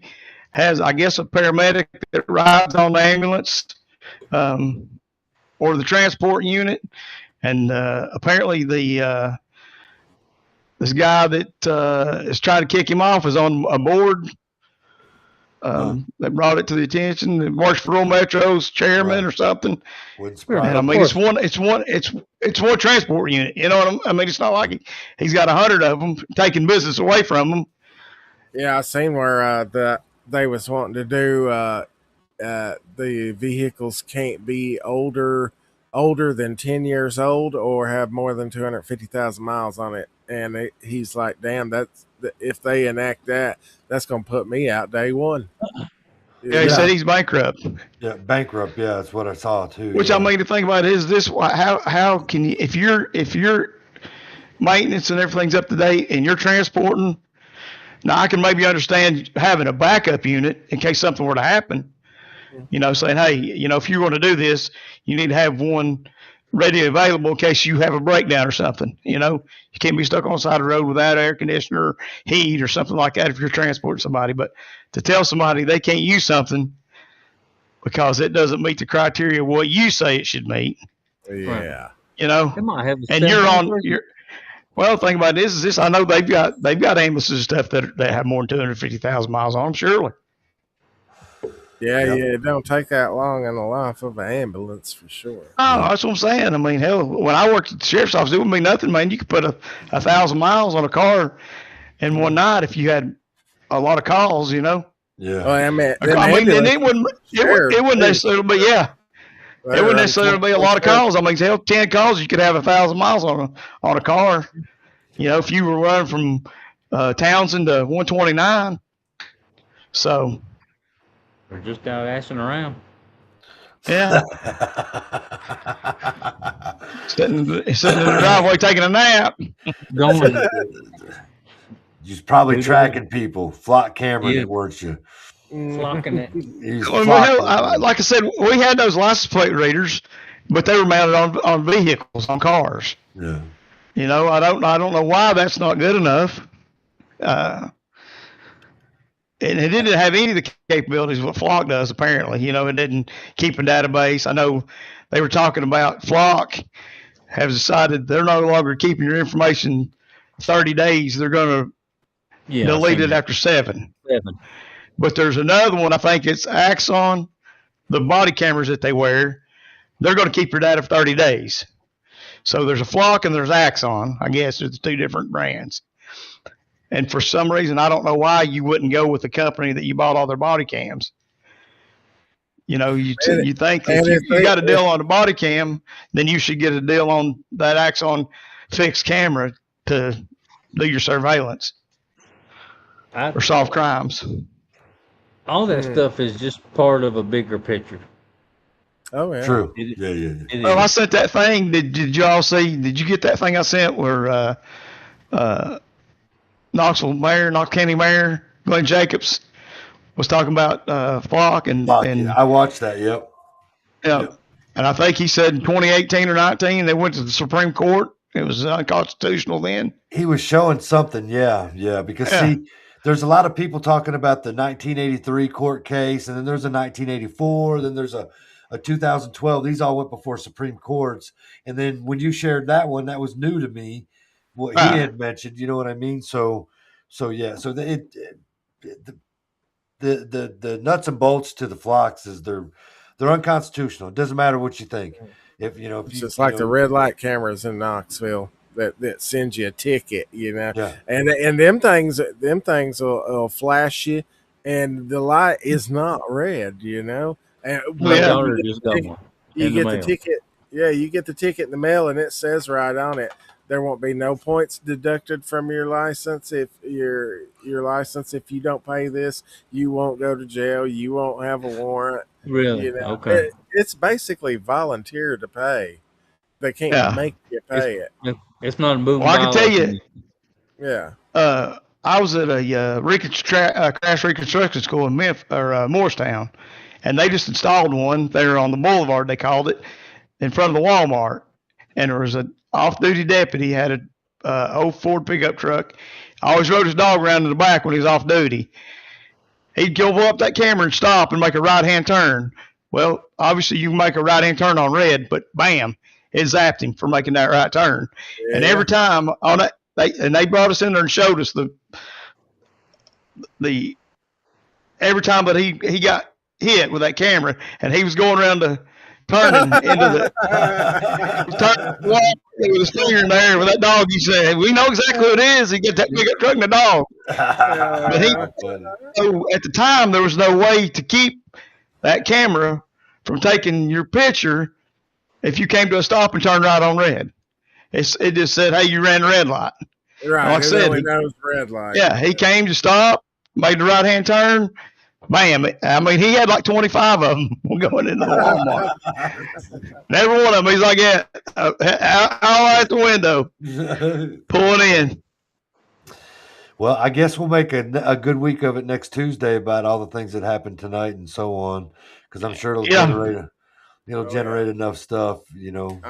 I've tried to check on Facebook, see if we had any update to that. I figured Jim Collin would. And then looks like he's gotten in the conversation. He said a whole bunch on there. Talked a little bit about McGee Tyson, $17,000 to place a 15,000 one they installed 2 years ago. Look, there's probably a shit ton of truth to that. Yeah. And then Kim said China probably owns McGee by now. Yeah, because remember when Kevin J. McNeil's when he got that company. Cirrus Aviation. Yeah.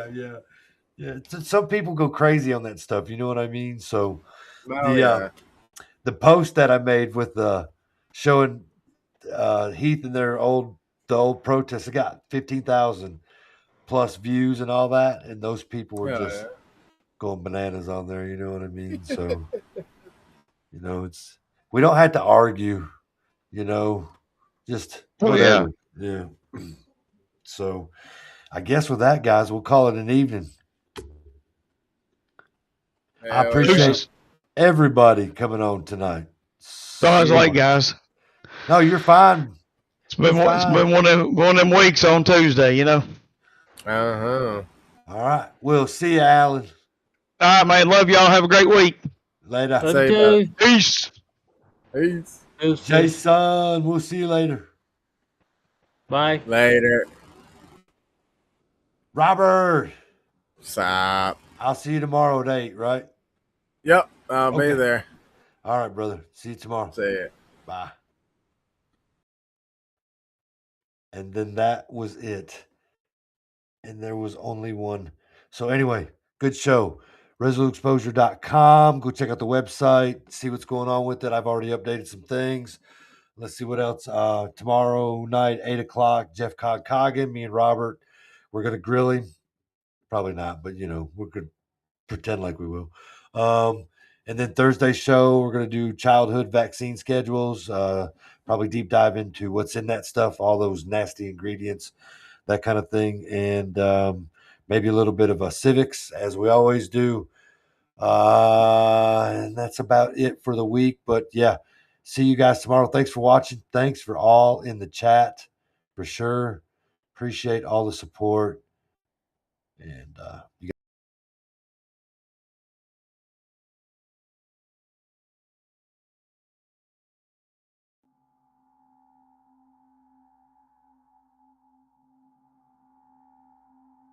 Resolute Exposure is a social media platform. Almost all content on Resolute Exposure is created by citizen journalists. I share content created by citizen journalists who I believe to be the best at finding facts buried deep into the abyss, or outlets who I believe to be best for verifiable information. We have to operate within their system, and we only have the information that they allow us to have. These citizen journalists who nerd out on fact-finding missions and then add their opinion to better inform me to make the best choice in this war of narratives is resolute. This information war is a battle for your mind and ultimately compliance. While mainstream media dismisses social platforms as mere echo chambers for fake news, independent spaces like this prove that shared content and live dialogue actually foster deeper critical thinking.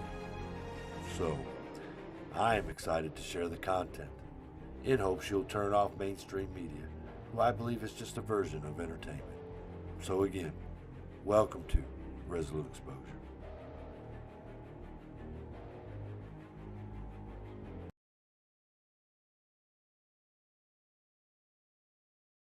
My heart, pumping all day long. Get me to morning when darkness comes. My heart, ooh.